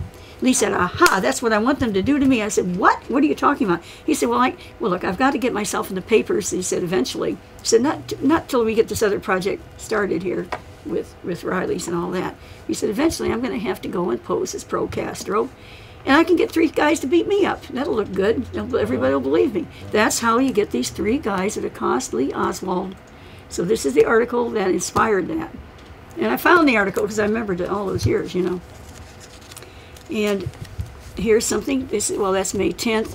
This shows I could have got a job as a lab technician. Why would I have gone and become a secretary when I couldn't even handle that kind of stuff? Well, that's the cover job did that. Palmer Park, this is where we played chess, and Lee had, and I were seen playing chess by the witness there that we have. Now I'm going to go quickly to the end because I don't want to keep you all night. But as we're passing through all of this, you understand why I kept these. This was history. And Royal Castle, remember way back then I was going to tell you about Royal Castle.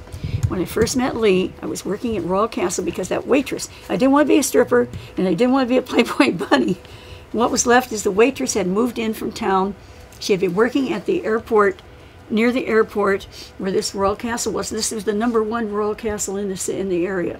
It was the most important one. But it was a very special one because it was located on there's a big parking lot in between, and you can look right where the window is over there, right there, Town and Country Motel, belonging to Carlos Marcello. Carlos Marcello's own office is a brick building behind it. Bobby Kennedy's men were there because it's open 24 hours a day. They're doing surveillance. Now, what does Lee Oswald think when he knows I'm going out there by bus? It takes me almost an hour to get out there. I work 2 hours, and I come back, and it's early in the morning, 6 to 8 in the morning. What he thinks, I couldn't get back till about 9:30 or 10 by the time I got to the post office where I met him. But Lee Oswald knows that this is surveillance area. Bobby Kennedy's people are there. I'm coming out there and staying only 2 hours, and then I go all the way back. He thinks I'm some kind of courier. See, with information I'm bringing over. Yeah. And all this works together, and that's why eventually they told me what they shouldn't have told me, because I said I was working with Barry Sherman. Yeah. David Ferrie thought I was the one that was taking the place, the one that they were looking for. And I am told too much. And they can't put me anywhere else now. They tell me, you've got your choice. You can work on the project, or you can work with Mary Sherman on the other side. But you could tell it wasn't safe for me to work anywhere except where I went out now had to be put. And they didn't say it that way, but I knew things would be really bad if I didn't do that. It wasn't that I was being threatened. It was that probably I would have been sent back, I think. And I wanted to go in the fall, and I still promised to go in the fall into Tulane. This is to prove that I had been in Willis's office, and that I saw this. You see, this is a letter that's being written to Guy Bannister. I'm the first person that ever put out one of Guy Bannister's letters with a letterhead on the internet, and it's all over the place now, and they don't realize. Other things I did is I got George and Warrenshield's tapes and got them to the whole research community when I was living, because Willem Oltmans died. It was in 2004, and I was there in Holland when it happened. I had a contact. We got copies of George and Warrenshield's actual spoken, reading out his manuscript. And there are small differences and there are many comments. And I got this to the research community. Again, I'm a bad person to some of these people, and I never have helped, and I've never given any leads and all that, but yet I've been able to get my hands on these things. Because, you know, I knew who was who in this thing, and thank God, you know, some people did believe me and they helped me to get these materials into the hands of researchers. So you've got the tapes now. And this man who got some from me to finish his collection, I don't know whether he mentions me or not, but he's now made a book of the George de Warrenshield tapes, you know, an audio book and all that. And I'm glad he's done it. Now, here's the thing. Bannister is writing to the head of the House of Un-American Activities Committee's the acting head. He'll become the head by the end of May, I think it is, 1963. And that man is Edwin Willis. Now, Edwin Willis is in charge of all the defectors. He knows where all of them were. He knows where all the fake ones were, because there really weren't that many, all right? I mean, we're talking about like 30 people at the most, I think it was, something like that. Lee Oswald was one, and he was a fake defector. Willis knows this. Willis's office, I repeat, right across the street from Riley's. He can look down and see Lee Oswald walking into Riley's every single day, week after week. These are weekly checks. 11 weeks, you know. Lee Oswald is walking in. Guy Bannister is writing to Willis, and down here it says, McNamara, I want to talk to you about Bannister before we, because this is April 63. They know by April 63 Lee Oswald, you know, is going to be coming. And how much they know, I don't know, but Lee had made a request, and after the Walker shooting, which he was not involved in, they set him out there on the streets in Dallas about 5 days after the Walker shooting in early April. And I think April 10th or whatever it was, by the 15th or so, Lee is on the streets. It was Sunday, it's Easter Sunday, and he is asked to stand there with Viva Castro sign and pass out pamphlets. And that's when he writes the note to Marina Oswald and says, they might arrest me or shoot me. If that happens, this is what you need to do. It's undated. It's not because of Edwin Walker being shot at. It's because he's afraid he's going to get killed or shot, because he is, and we have the records that he was standing there passing all this material out. He's not happy about this because the police did see him. There's a record that Lee Oswald was arrested that day, and some people thought it was in connection with the Walker thing. Then why did they let him loose? They let him loose because it was because of this, and he was being protected. He said, look, but the police are now on to me. I want to move to New Orleans, and he'd already made an application. He said, get your rear end over here, George and Warrenshield. You're moving to Haiti. I'm going to have a new handler. Before you leave, get me out of this mess. So Lee Oswald, guess when George and Warrenshield and his wife Jean come over? 10 o'clock that night, or maybe even later. Well, now that looks funny. So they bring a stuffed bunny with them because it's Easter at 10 o'clock at night. Well, that's not why they were there. That's just a ploy, a cover for the fact that Lee says, I want out of here, and he makes sure that he gets his transfer. 10 days later, he is in New Orleans on the 25th of April. On the 26th, we meet. So that fast, that night he had met David Ferrie. David somehow has gotten word, or somebody did, that Judyth Baker is running wild with all prostitutes. And the first thing we got, well, I don't know, there's a Playboy bunny anyway, and a couple strippers, and I'm seeing the parts, and I'm an asset. And something bad could happen to me. He doesn't apparently get enough information to understand who I am, that I'm not on the secret side of things because of all the different things that happen. Here is William B. Riley's. This is the president's stationery. Regular clerk can't get their hands on this because some people said, oh, she was never there. Anyway, Willis, back here. I was sent over to Willis's office with envelopes. And when I was there, I saw, one of the last times I was there, he was moving his office, and they had all these stacks. And I thought to myself, I have got to prove that I was in Willis's office. Wow. And that's what I had to cut this off because it said property of Edward Willis stamped on here, okay? Because I didn't want to get arrested or something. But this proves I was in Willis's office, that Willis knew who Lee Oswald actually was. That's what this is about. Back and forth. They were keeping an eye on Lee. They knew exactly who he was. They didn't tell on him, not until the so-called debate when Ed Butler goes over there and they say, look, it's time to expose him on the radio because we need more evidence that this man is pro-Castro. Then they seize a defector. Lee is surprised because they didn't tell him, so he hesitates and he says things like, I was under the protection of the U.S. government, and he has to change that.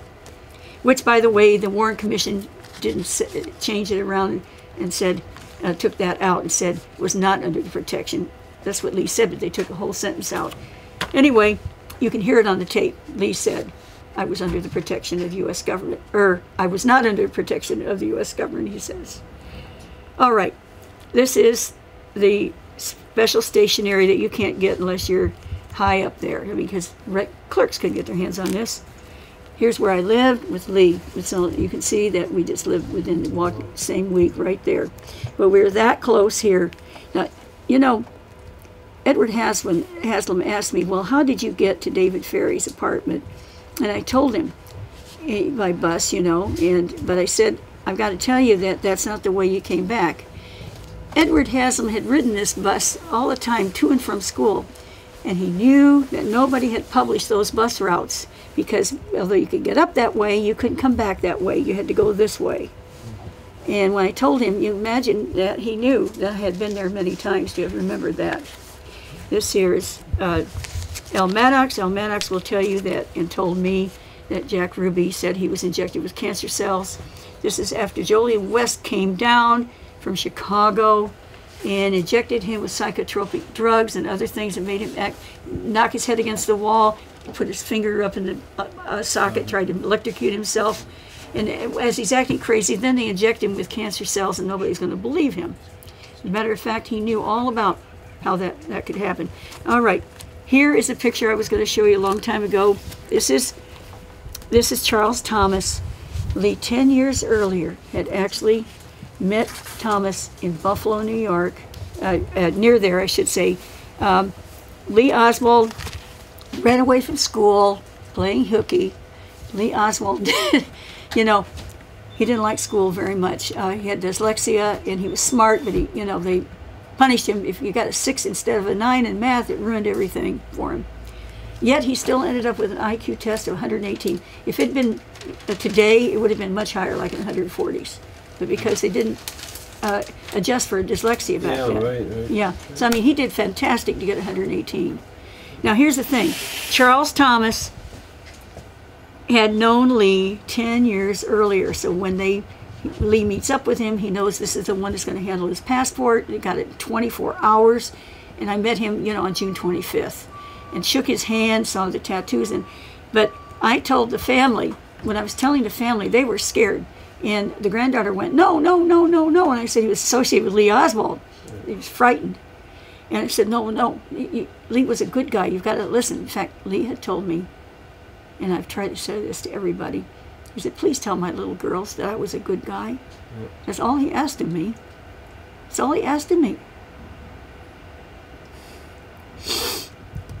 Charles Thomas here, I've got beaten this with my fingernails so much, it's got little holes in it, but Charles Thomas, of all people, remembered Lee and all that. When I said that Lee said that he wanted to go across the border into Canada, because it was a foreign country, and that's the adventure in Lee. Lee entered the Soviet Union. His goal was to get inside the USSR within 6 years. And when he's 13, by the time he's 19, my age, he entered got in. That he wanted to get in before he turned 20. He did it by 2 days. He made it. That was his goal. Still a teenager. This teenager went across into Canada when he was 13, 6 years earlier. I mean, from that time.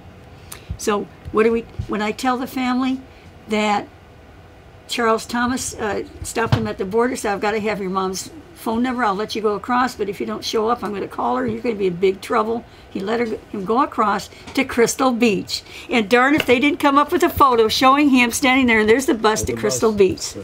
Yeah, so it just gave me chills. You know, you can imagine how they felt, because they knew that I had known their grandpa, their dad, you see, and shook his hand, and that he was helping Lee Oswald get his passport in 24 hours, customs officer. This shows what I did with vice president's stationery. I didn't maybe dare, you know, draw on the president's, but I was the vice president's secretary, and I certainly drew on it. And so I saved this to prove who I was and all that. Many of my records have been destroyed. I'm almost finished here. I don't want to keep you going too long here, but many of my records were destroyed. And we have here an example. I want you to look at it closely, because it says 1960. Oh, wow, that's your, yeah. Yeah, and by the way, this also shows how my J's changed, because some people said, well, look, the J's are different on the different time cards. Well, look at the different J's I've got here. I've got this kind of J and that kind of J, and, you know, these are kind of similar, but look at that. People change. They do, and that's the way it was. Well, these were carried in my wallet when I was going to college, but this one, 1960. Now, I graduated from high school in 1961, but I had been taking Russian lessons at this university, and had also been taking Manatee Community College one semester. So, and then I was here also. This is the only record I've got, because if you look at my records today, there's no record that I took Russian. All I have is this, 1960, before I graduated from high school. Yeah, so that's all I've got, but it's vanished. They have ruined, and then they, you know what they say? That woman has no records. How can we believe her? She doesn't show up anywhere. Well, I'm going to show you something else about no records and things. All right, so my J's are different. Here's a J like that, that's different, 2 different time cards. I had to approve his time cards. Imagine this. They've got the personnel, they get this thing that shows him checking in at all kinds of hours, and they say, wait a minute, something's the matter here. He's checking in at all different kinds of minutes, but over here it says 5 o'clock, 5:30, 5:30, 5:30, right in a row. Well, I was a vice president's secretary, and over there 80 people in line, I'd say, excuse me, put it in, and I'm a precision scientist. They said, look, this is impossible. He couldn't have done this. So they brought it to me to approve. I'm the one who did it, you know. So I'm approving what I had done, you know. Here is another example. See, he's got this. He's got 5 o'clock, 5 o'clock, and here he's got 6 o'clock. Because we actually went somewhere, and I didn't get back in time to clock him out. So what do? They send this to me, hey, this is weird. And I'm the one that approves it. It made 40 C's. I'm the one that approves him no matter how odd his cards are. And why is this important? Lee Oswald will get $60 no matter when he comes in, no matter when he leaves. But for me, if I'm 10 minutes late, like I was, let me show you. Like, I've got a late charge. Yeah, he says late, see this?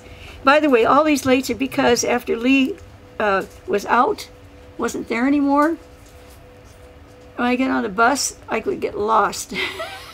You can read about how I can't find my way out of a paper bag.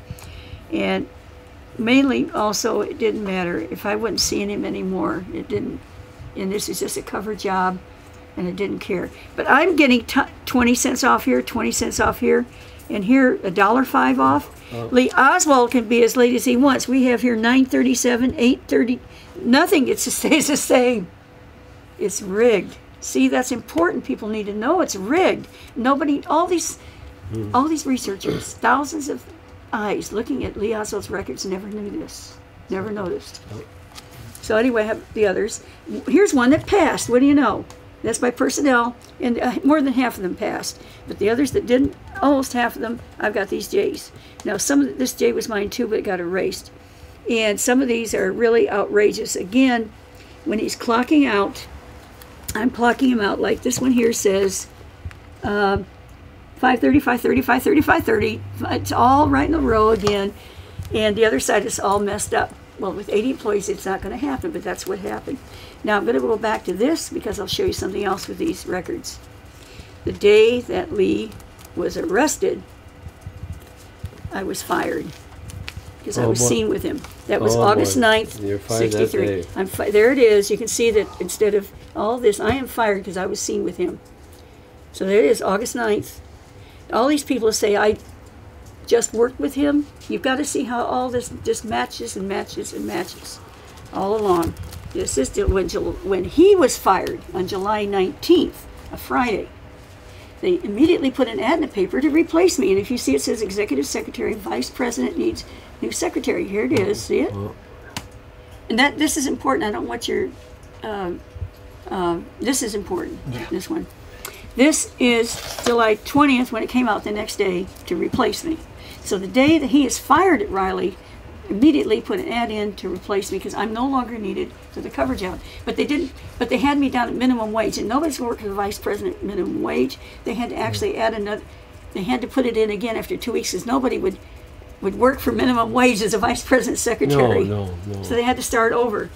This is a map of the Jackson Mental Hospital, and what's important about this is when Lee Oswald. We have a record, Clinton and Jackson witnesses and all that. And we were given these maps. All right, in this case, this is the main building. Lee Oswald is in this building when he asks where is the personnel office, because he has to make out an application for employment. He does this so that when he comes back with me 72 hours later, he has an excuse. He wants to see how his application is coming along. And they're going to say, are you an idiot? This is Saturday. They're closed. But the point is, that was his excuse. And that application existed. But he's asking here at the male hospital, this is where the injections were taken and given to prisoners and everything. They were brought in. Lee was there. Saw one prisoner injected. He said it was not the same as the prisoner I saw. It was different face and everything. So I know there was at least 2 prisoners just from that.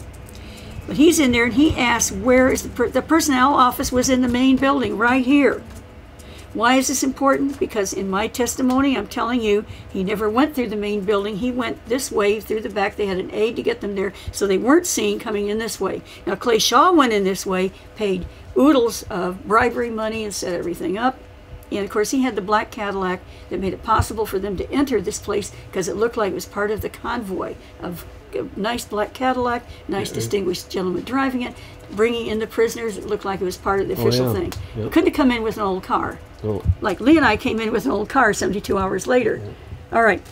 And by the way, recently I talked to a witness out there. Her name is Mary Morgan. Reeves Morgan, her father. She had said that, according to Scambria, that she had seen a woman sitting in this old car in front of her house. She told us she couldn't remember that. She also said she had never been interviewed before by anybody who have claimed they've interviewed her. This is important because one of them was Joan Mellon, who said that her brother Van had been climbing up a tree and saw Lee picked up by a Cadillac. Mary said there was no Cadillac ever out there. She said, I'm going to drive you out there. This happened just a couple of weeks ago. I'm going to drive you out there, and you tell me what the house looks like, and tell me how the car is parked. Well, I said, look, all the places going up to where you were, they all had drives like that. But I said, but yours was different. It was like that. And she said, yeah, that was right, and it's still that way. And, well, that could have been, somebody could have come out and seen that. So she asked more questions. She says, was the car, I said, the car was parked parallel. She asked me what direction. I told her. She said, yes. She asked me what color. I told her, dark green. She said, yes, it was. She remembered. She didn't remember me in the car, but she still were driving there. We get to the place, and it's a dark brown, and I said, that's not the way it was back then. She said, that's right. What color was it? I said, well, it was getting dark. I said, it was light colored, maybe white. She said it was white. And nobody ever take a picture of that. We get out, my publisher's there, and he's just going like this, you know, because this other researcher said that Van, her brother, had been climbing a tree there and saw Lee come in a Cadillac, and they ignore the car that Reeves Morgan, her father, said was out there, and that she said was out there, but she didn't remember after all these years. So what's interesting is Van, she says, climbing a tree. He was 13. He wasn't climbing trees anymore. And besides, these are cedars. You want to get some splinters in your rump, just try climbing. There aren't any. They're all cedar trees. There was one oak tree, but anyway, I said, wait a minute, these bushes, they weren't there. She said, you're right. They're planted. They're big, old azaleas. I said, they weren't there. And she says, no, they were planted after the assassination. And now we're going up the steps, and the steps are yay wide like this. I said, no, they weren't that wide back then. I have a very good memory. Yep. In fact, I've been applauded for my memory. Yep. I said, they were inside like that. She said, yeah, they were. These are new steps they've put in later. And so all that came out. She said, all right, one last question. She said, I know you were there, even though I can't remember. You had to be there because nobody's ever taken pictures. She said, what was on the porch? And I said, well, it was on that side of the porch, the left side of the porch for you guys.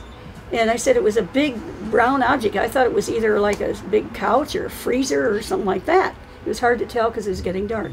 She said it was a freezer and it was all rusty. Wow. And what did she do? She said, use my name, use my picture. I know you were there.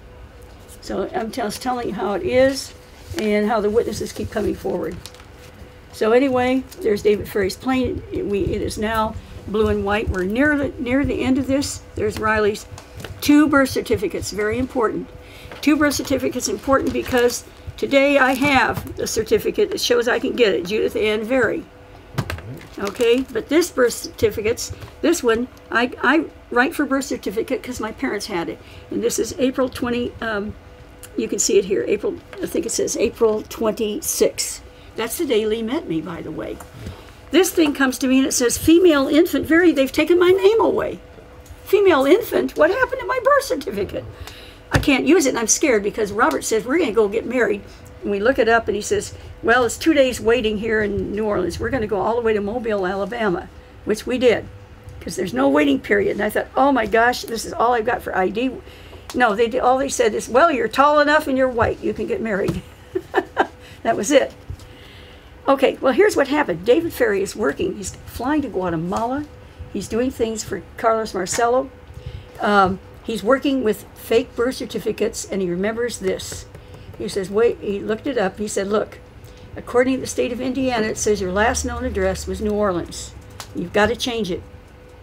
And I said, well, what do you mean? He said, you've got to go and get another birth certificate. So now you're living in Florida, and it's going to hide your last known address. Will then be Gainesville, Florida. He made me, I said, let me at least, get the evidence and things that, I don't want another female infant Vary. He said, we don't have time. So here we have the day that Lee arrives in Dallas from Mexico City. We have here another female infant Vary here on October 7th. So it hide that I had been in New Orleans.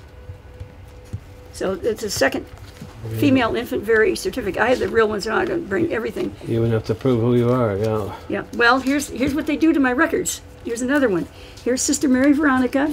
It says I can go to school there. They have people who have worked in the National Science Foundation fellowships and stuff. They're technicians. I can do cancer research there. I can work with some mice. And then, so Thomas Rosoff, a nice researcher, he goes by there, and he says, I want to find out about Sister Mary Veronica. And they wrote to him, Sister Mary Veronica has not taught here nor been an administrator here. We did not have sisters who were doctors or research technologists at that time. We have not done cancer research. Though I've got the letter, and I've got it signed by Sister Mary Veronica, and I've got the envelope and everything. Yeah. Well, I find out they did a lot of things to my stuff. I'll show you this. Yeah. I mean, they have, so when you hear that she's not in the record, therefore she doesn't exist, you've got to understand that they removed, I've got a Phi Beta Kappa here. I want to tell you why that is important. Let me show you right back here why it's important. And then we're almost finished. There'll be just one more thing I'll show you. I'll be finished. There's a lot more I could do, but this is from Peninsular Chem Research. This is a prestigious, difficult lab to work in. We're doing research. It says chem research. It doesn't say chemical labs, like just making ordinary things. We're making new things. And I have overtime here. Mm-hmm. I'm being used a lot. I work a lot there. I even opened the place up in the morning. This had been founded by University of Florida chemistry professors. They had a whole chemistry department of graduate students dying to get in there to work, and I got hired. But I got hired, but my official record says I only had a single course in chemistry. Even though I invented a new way to get magnesium out of seawater when I was 16, I had a single course in chemistry with a D. A D. A D, yeah. That's on my official record. Yeah. So you can read about how that happened in there. And they never did fix it, and they never Anyway, I'd taken many courses, but they were audited. And the other is that other of my records have vanished. But here I am at Peninsula Chem Research doing all this stuff for all these weeks. These are 2 weeks. These are, each one is to stand for 2 weeks of work. I am fired only because I am crying when Lee Oswald, first when I cried when Kennedy was shot, and then I cried when Lee Oswald was arrested, and they saw that, and they were cheering and saying, "Yay, Kennedy's gonna die, yay, he's gonna die." And they fired me because I was crying. Now, after that happened, oh yeah, here I've got a Phi Beta Kappa thing. Somehow I was able to get that with my terrible grades. Yeah. Yeah, this is for being the outstanding creative undergrad among 12,000 students. I was the outstanding one for accomplishments in, you know, and this says in the semester, the winter semester, that is November and December, it's October, November, December, this is the trimester, University of Florida. I cannot finish my classes. I am devastated because Lee was shot dead, because all the things that had, horrible things that happened, and I couldn't take the final exams, and this exempts me because I got an H from the doctor saying my mental and physical health was impaired. I could not take the final, so they did not put it against my record. So that's what this is about. And that's important because it shows the impact on my life from Lee getting shot and from Kennedy being killed. So I mean, all the steps of the way, I've got much, much more I could show you, like that the doctors asked me to make cancer more deadly. And they used, as I had this expertise, they used it and used it and used it. And anybody thinks that I loved the man I had to stay with, well, I cared about him, but this is a picture, it's one of the only pictures we have. There are no photographs of me and my husband in New Orleans. There are no photographs of Marina and her husband in New Orleans. We took no pictures. We didn't allow any pictures to be taken. I was married, but there are no wedding pictures of me at all. And there's nothing, you would never know that Marina Oswald was ever in New Orleans if you had to go by photographs. Nor would you think he'd ever lived with her husband at all since November, Thanksgiving of 1962. There's no picture of them together from 1962 on to the end of his life. So anybody said, how come there are no photos of us when we're having an affair and we're both married and we're working on a secret project and we're supposed to have photographs of each other? Okay, but here's a photograph I do have of my husband finally taken in July. You look at the body language. This is not someone who's desperately in love with this man. I can hardly, I don't want to even be next to him, if you see what I'm saying. And, well, this is the same, that same week had sent me the postcard saying that, you know, he's too busy to come, you know. All right, so this is the man of my life, the love of my life. And this man, they always make him look ugly. I have often blown up the photographs, and I've shown people. You can see this smirk has been painted in. On one of them, you can see a drop of white out, for heaven's sakes. I worked at Steck Vaughan Publishers in 1965 to 67, and a lot of my work was doing retouching of photos. So I knew what I was looking at when it blew them up. I could tell. Well, they retouched a lot of photos. Yes, they did. And they flipped some of them too. And they put shadows to make them look... Oh, they flop the thing, Yeah, they did. And poor Lee... I'll tell you another thing, though. You may have heard about Francis Martello, who was the sergeant, a detective or whatever, when Lee was arrested in New Orleans. I looked at him and said, honey, what has happened to you? Because his chin was bleeding right here like that, and his ears were all pinched. Notice how fuzzy this is. They don't want you to see the marks that were on his chin, what they did, because this is a few days later. But it shows up in his arrest photo for New Orleans. Yep. He's got these marks, and these are staying with him the rest of his, you know, they're still there in November. And you know what? The police abused him when he was in their custody. Martello will tell, Francis Martello will say this to the Warren Commission. I would swear, he said, put my head on a chopping block that Lee Oswald was incapable of killing the president. Why did he say that? Lee Oswald never lost his temper when he was being abused. And he said to me, you know, they're only trying to protect their country. They think I'm a communist. Yeah. He didn't get mad. And then when they threw him into this jail room, he's a good, strong, he was no wimp. But these big guys that they thought would beat him up in this jail room, you know, nothing happened to him because of his humor. This is what happened. They gave the prisoners their dinner right after he was put in there. In Lee's, they scooped up a handful of dead roaches and stuff and put it right on top of his food. You know what Lee said? Ah, roach a la mode. With that kind of attitude, I'm saying Martello said there's no way this man would get mad and kill the president over an argument with his wife. Over an argument? Well, all I know is this. He took off his ring the next morning, and because we used to walk with our hands together, I had this wedding ring on my left hand. His, because he was from the Soviet Union, his on the right, and the rings clinked together, and it made us feel really guilty. And he said, when I come to you, he said, whether I'm alive or dead, I won't be wearing that ring. But what he was wearing was his Marine ring. And you know what, and this is the last statement I'm going to say, always faithful. No, can you think of a Marine that would go and shoot the president?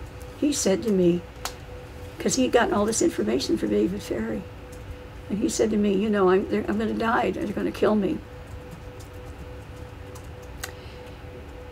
So he knew that then? Yeah, he knew before it happened. He said that he was under suspicion because he'd sent warnings. He'd sent one on the 17th of November. Oh, right, the Bobby. That was him. Well, that warning was to, supposedly from Hoover to New Orleans and to Dallas and all that. Yeah. But the spelling is not Hoover's because it says ASSASSINATION or something horrible like, because Lee couldn't spell with a hoot with his dyslexia. So it's filled with errors. And we now had the original. That man saved it. And we have Walters, a secret agent who said he was being paid by the CIA $200 a month. We have also Wagner Carr, who found records that Lee was being paid by the FBI $200 a month. And I can assure you it's the case because Lee gave me a month's pay so I could reach him. It was $400. My whole family knows that $400 miraculously appeared in my hands just before I left New Orleans. Lee wanted to make sure I could reach him. That's equivalent to about $3,800 today. Enough to reach him wherever he might be. And that's the bottom line. So I assert to you that people who meet me, when you hear somebody say I'm crazy or that I don't have evidence or I don't have witnesses, they've never met me, and they will not say read me and Lee and find out for yourself. That's right. No, they won't do that. So I hope that you have obtained enough information from this, that I especially hope that you buy books, let me sign them, because it's, you know. She has art for sale here if you want to buy those. Yeah. Yeah, but it's very important too, of course, that... I'm going to make a presentation. Okay. I'm just going to ask you, okay, go ahead. Judith? Yes. My name is Paul Francis, and I've been researching Lee for several years. And you know who he was then. Intimately. It means a lot to me to hear you say that, because if you look into it, you know I'm going to give you one of the original copies of my report. What? I don't think you've ever seen this. Have you seen this? How Lee Harvey Oswald was free? No, Paul, I haven't. It's yours. Thank you very much. I solved the Kennedy assassination. Please sign it, won't you? I will. And I'd like you to sign my book. Of course I will. I'd be happy to. Thanks, Paul. That's nice of you. It is more than, it's wonderful. And I have some extra copies of the e-book. Would you like some? Of course. I can only take one. I can make copies of it. Meanwhile, Lee Oswald is holding the bag there. He tries to take it himself into Cuba because originally he was supposed to go into Cuba at one point. When we fell in love, he didn't want to do that anymore. And so now there he is making a fool of himself, because the best way to get into Cuba is act like an idiot. That's exactly how he got in the USSR. He said, you know, they made it after he had bled out like that and got out of the hospital. They made him stand, and if he moved, they hit him. And they kept asking him questions. He kept saying, but he quoted Marx and Lenin and all that. And but it was all part of the plan. Yeah. And he said, all he did is say, I just want to be here. And he's act so stupid. And it's so funny. This guy's got to be legit. Yeah. Yeah. No one would be that stupid. No, that's right. The same there. He thought he could pull stupid stuff. He put the gun down there. He said, you know, I've got to get in, blah, blah, blah, blah. But he has bribe money. So they sent him down there with money in case he actually got arrested because he was posing as a drug dealer when he first. The people in the Quaker House, he never was in that hotel that they say where he was. He was never there. He was at this place called the Quaker House, and the whole Quaker connection with Ruth Payne and all that. She betrayed and betrayed and betrayed. Okay, it's awful. She's done. I was in November in Dallas the last 2 years. I don't know if you were in. Well, you've got to understand that I'm banned from Lancer because... Why are you banned? Because Deborah Conway and David Lifton created this book. It was the history of Lee Oswald, his whole biography, and I wasn't in it, so here's what happened. I was going around at that time. And this is after you went public? 2000, this is the year 2000, right? Late 1999, early 2000. I've got a picture in here I want to show him. Look, I want to show you a picture. I'll show you why. Wait, you'll see. Let me show you this picture. David Lifton and Deborah Conway worked for 10 years on a biography of Lee Oswald. It was already on pre-orders. Right. People they had to give it all back because when they saw my stuff and I was not mentioned in their book, they canceled their book. She's never forgiven me.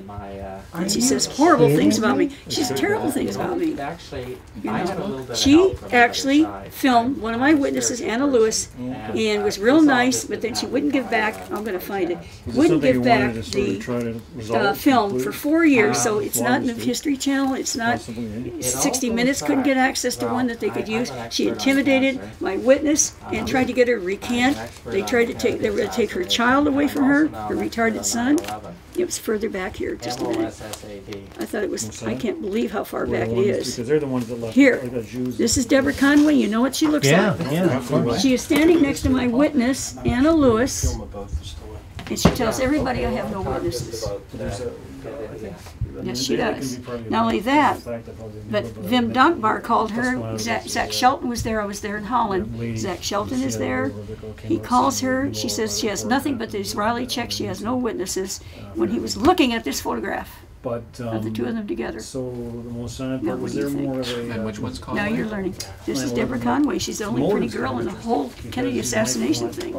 Everybody else is ugly. All the other women are. And what's her age? Right now, well, here she was in her 30s. She's in her 40s now. She still looks pretty. And yeah, that's really disappointing to hear. I mean, I don't know. How do you think I feel about it? Unbelievable. Can you know how I felt betrayed? She was very nice to me until she got the film. Here's the thing: Martin Shackelford, who was in there, he was going to film. And she said, I've got a better camera, it's the Lancer camera, look, I will donate the film, I'll just get it processed for you, and you get it right back. It took 4 years and a lawsuit threat. You can hear about it on Black Op Radio unless they have wiped it out. Okay, but no, Black Op won't have me either because between her and Joe Mellon, they have spread all ugly things about me. You know what? David Lifton said, look, I'll put a footnote in the book about you. I said, look, I've got it. Footnote? You're the story. Well, in other words, he didn't want to rewrite it, and he has since then. For example, he told everybody that Lee Oswald arrived in New Orleans on the 26th and didn't have time to see me because he went right to an appointment at 1:30. Wearing a suit, as if he would take a bus trip all the way in his suit. Right. But on the other part, why would he have gotten on the... Don't tell me that when he bought the ticket on the 24th, it took him 2 days to get from Fort Worth to New Orleans. And that's what Lifton tries to claim. So, I mean, there are many, many things. You were there. Of course I weren't was. there. That's what I'm saying. Yeah. But it ruined their book. They had to give back thousands of dollars in pre-orders. Book got canceled.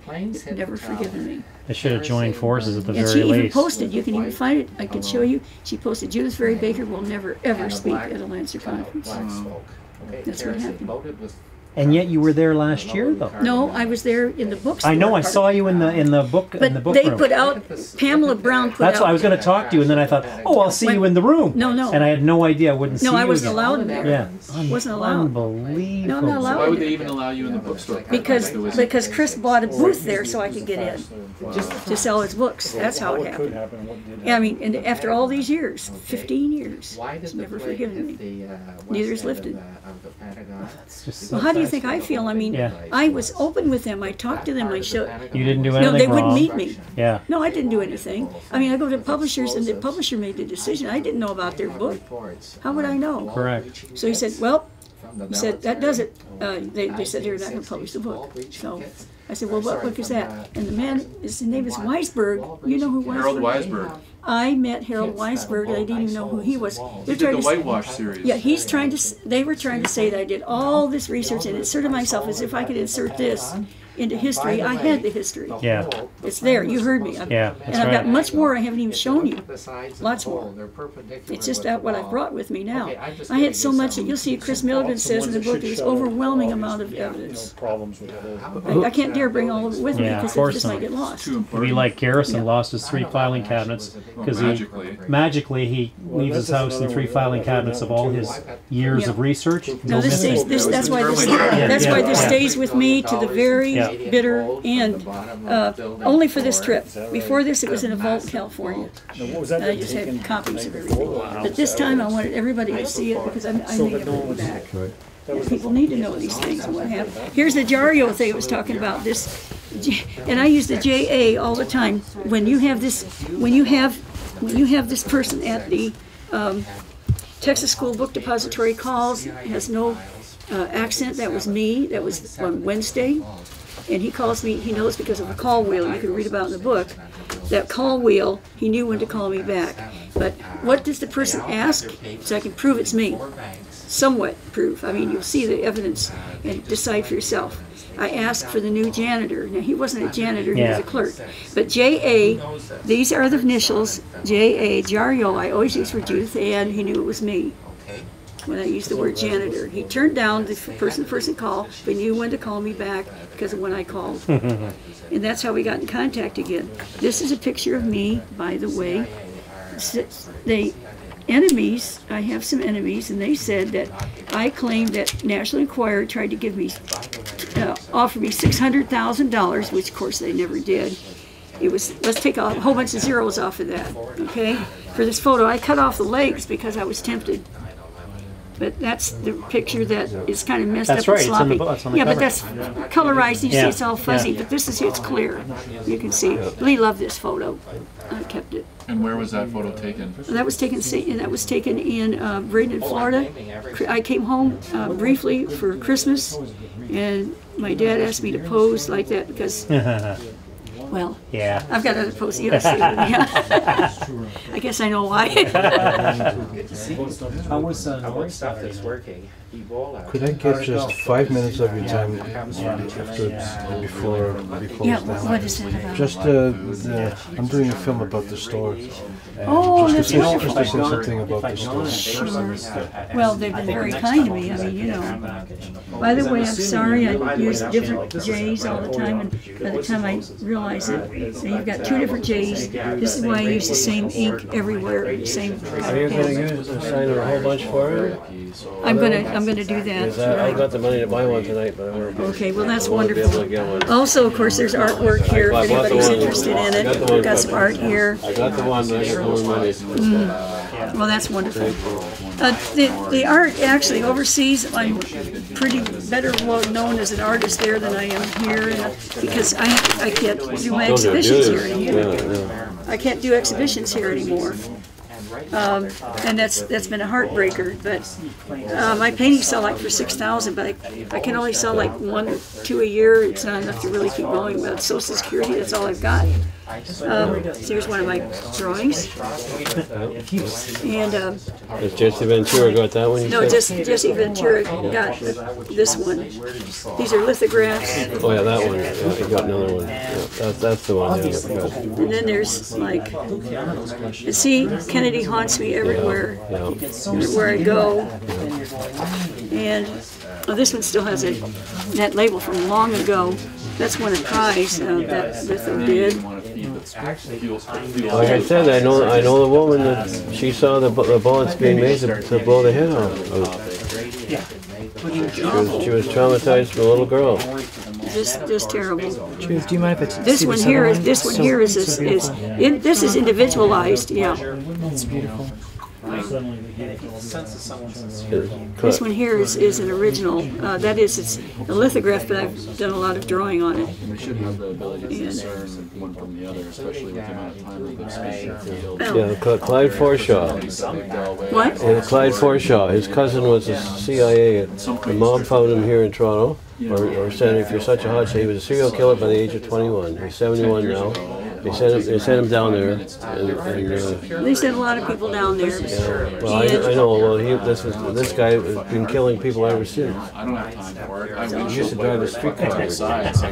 But at any rate, the truth is coming out. And like this book has stuff in it that you'll see how it links together with the Kennedy assassination. Why Jim Garrison, this was the first person he brought in, and he was going to arrest him about a week. He was planning to do it about a week before he got killed. And yes, he was killed. And but we have documents in there also that show that Clay Shaw was not murdered, by the way. He died of natural causes. I always thought, Judyth, when he sees Jack, when he sees Jack see those Ruby, marks? Look at there, still on his chin after all that time. And that's from New Orleans? There's that was from being pinched in New Orleans. Look, I'll show you. Wait, I've got a picture of him. I'll show you. Let's see here. Let's go back, because that's we're talking. Excuse me for doing that. All right, because we're talking about July, August 9th. Here's Clinton and Jackson. Oh, and when people think that he was just sent to Clinton, they're going to just register him to vote. Come on, they didn't have to sit there. They could have dropped him off, and it didn't need Clay Shaw along. But no, they're stuck there, and I should have shown you. I've got the map because there's a payphone there. I mean, that's where they're waiting during the convoy. Victor, subway shut down. Oh, what happened? It's back now. Here's the picture.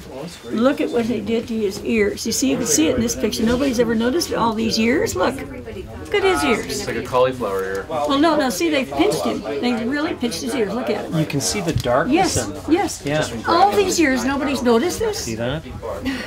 Well, he told me what happened to him. See. You can see the vein in the right ear. The bloody vein. Isn't that awful? David Ferrie. They pinched him. I mean, they hurt him. And he never got She's going to sign it. What am I going to sign? Oh, the David Ferrie. I'm going to get you to sign mine. Okay, great. I got the other book the last time you were here and loved it. Great. Well, think about it for Christmas presents, people. Absolutely. Because this is going to get the truth out to people, and it's helping them. I mean, this... I got that one. I finished. Do you want this to be?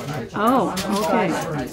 So how can it be that none of the researchers noticed all these years that he had pinch marks? Would you like a bag? I mean, they don't because they weren't there. No, I have a bag. I wanted to shake your hand. You are a true hero.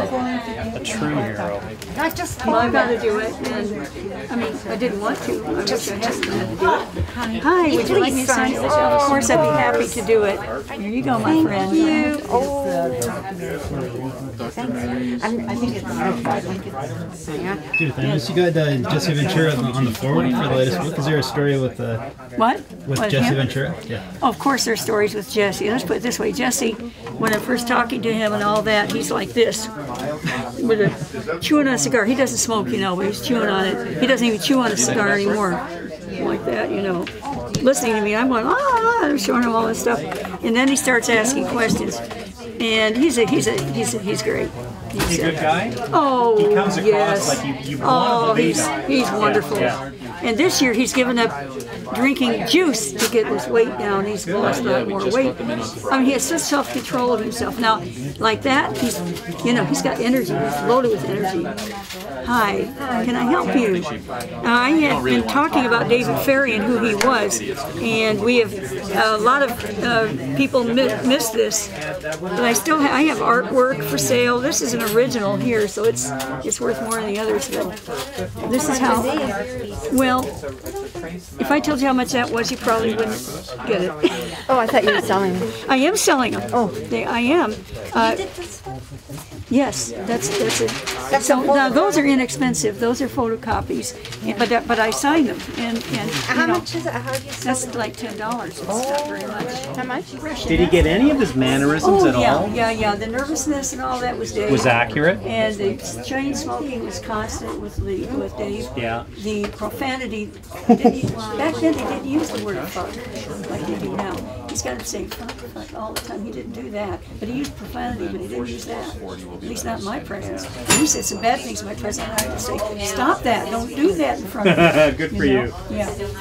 Turn on. He said, if we have to get in there in a hurry, we need to know where to turn on the light. And then he said, in case something happens to you, You'll never get so much. What happens to me? What are you talking about? What's going to happen to me? You know? All right, so that happened in 2000. They went in, they photographed it, everything was the same except they, right there. And Judith, would you like a coffee or a tea? It did flash that time. yeah, it did flash, so we tried again.